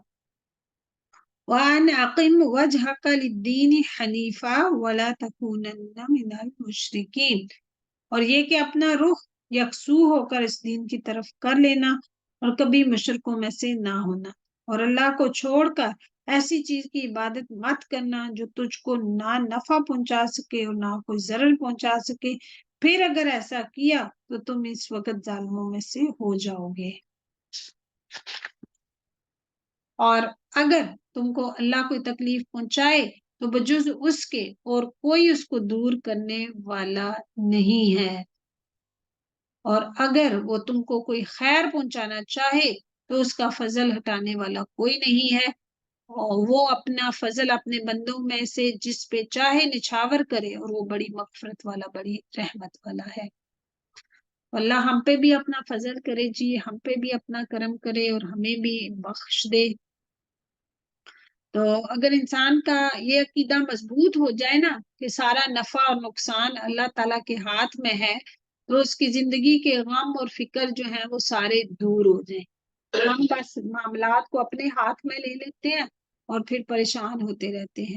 آپ کہہ دیجئے لوگوں، تمہارے پاس حق تمہارے رب کی طرف سے پہنچ چکا ہے. یہ حق ہے اور یہ رب کی طرف سے ہے، اس لیے جو شخص راہ راست پر آ جائے سو وہ اپنے واسطے راہ راست پر آئے گا. مطلب جو کوئی سیدھے کام اچھے کام کرے گا اس کا فائدہ اس کی اپنی ذات کو ہی ہوگا، اور جو شخص بے راہ رہے گا تو اس کا بے راہ ہونا اس پر پڑے گا، اور میں تم پر مسلط نہیں کیا گیا ہوں. وَاتَّبِعْ مَا يُوحَىٰ إِلَيْكَ وَاصْبِرْ حَتَّىٰ يَحْكُمَ اللَّهُ وَهُوَ خَيْرُ الْحَاكِمِينَ. اور آپ اس کی اتباع کرتے رہیے جو کچھ آپ کے پاس وہی بھیجی جاتی ہے، اور صبر کیجیے یہاں تک کہ اللہ فیصلہ کر دے، اور وہ سب فیصلہ کرنے والوں میں سے اچھا فیصلہ کرنے والا ہے. تو اللہ تعالیٰ نے جو وحی یعنی بھیجی ہے، مضبوطی سے اس کو پکڑ لیں. جن کاموں کو کرنے کا حکم دیا گیا ہے وہ کام کریں، جن سے منع کیا گیا ہے وہ ان سے باز ہو جائیں. اور جو مشرکین آپ کو تکلیفیں دیتے ہیں ان کا صبر کے ساتھ اور ثابت قدمی کے ساتھ ان کا معاملہ کرنا ہے. تو صبر اور نیک اعمال لازم والملزوم، ٹھیک ہے. تو وحی کی اتباع اور پھر اس پہ پیروی کرنا یہ ہمارے ایمان کا حصہ ہے. تو یہاں پہ نبی صلی اللہ علیہ وآلہ وسلم کو پچھلی قوموں کے بارے میں حالات سنا کے ان کے آپ کو تسلی دی جا رہی ہے. آگے سورہ ہود ہے، مکی سورہ ہے، اس میں 123 آیات ہیں، 10 رکوع ہیں. اس میں کم الفاظ ہیں، جامع مضامین ہیں اس سورہ میں. تو اس سورہ کے بارے میں یہ کہا جاتا ہے کہ یہ حدیث میں آتا ہے کہ حضرت ابوبکر صدیق رضی اللہ تعالیٰ عنہ نے رسول اللہ صلی اللہ علیہ وآلہ وسلم سے عرض کی کہ کیا بات ہے، آپ تو بوڑھے ہو گئے ہیں. تو آپ صلی اللہ علیہ وآلہ وسلم نے فرمایا کہ مجھے ہود، واقعہ اور مرسلات، وعما یتساءلون اور اذا الشمس کورت، یعنی ان صورتوں نے مجھے بوڑھا کر دیا ہے کہ ان میں اس طرح کے احکامات ہیں، اس طرح کی عذاب کی باتیں ہیں کہ ان کو سن کے پڑھ کے میں بوڑھا ہو گیا ہوں. ہم نے بھی غور و فکر کرنی ہے کہ کیا باتیں ہو رہی ہیں سورہ ہود میں جو کہ اتنی زیادہ ہمارے نبی صلی اللہ علیہ وآلہ وسلم جن کی وجہ سے پریشان ہوتے تھے. بسم اللہ الرحمن الرحیم.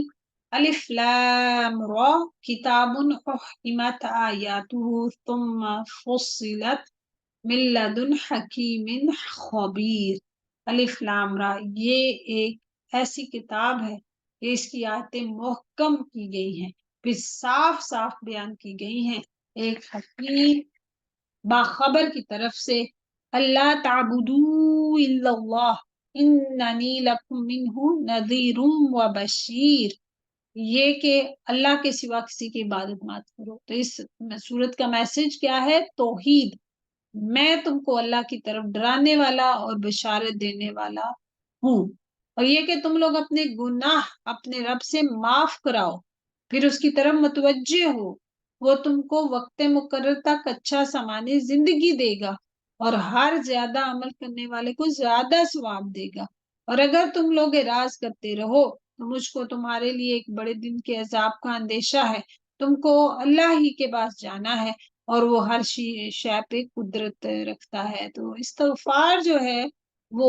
اس کرنے کا یہاں پہ حکم دیا گیا ہے کہ استغفار سے ہی انسان کے تمام مسائل کا حل اسی میں ہے، سے رزق میں فراوانی ہوتی ہے، کوئی بھی مسئلہ ہے تو بیٹھ کے ہمیں سچے دل سے توبہ کرنا چاہیے۔ عبادت کے علاوہ بھی استغفار ہر وقت ہی انسان کو کرتے رہنا چاہیے۔ اِلَى اللَّهِ مَرْجِعُكُمْ وَهُوَ عَلَى كُلِّ شَيْءٍ قدیر، تم کو اللہ ہی کے پاس جانا ہے اور وہ ہر شے پہ پوری قدرت رکھتا ہے۔ یاد رکھو، وہ لوگ اپنے سینوں کو دوہرا کیے دیتے ہیں تاکہ اپنی باتیں اللہ سے چھپا سکیں۔ سن رکھو، جس وقت وہ اپنے کپڑے لپیٹتے ہیں تب بھی ان کی چھپی اور کھلی باتوں کو اللہ جانتا ہے، ٹھیک ہے؟ بے شک وہ دلوں کے اندر کی باتیں جانتا ہے، چاہے آپ کچھ بھی کر لیں، ہر مطلب حربہ آزما لیں، لیکن اللہ تعالیٰ سے کوئی بھی انسان چھپ نہیں سکتا ہے۔ الحمد للہ رب العالمین، ہمارا نمبر 11 مکمل ہو گیا ہے۔ اللہ تعالیٰ ہماری چھوٹی سی کوشش کو قبول و منظور فرمائے، آمین۔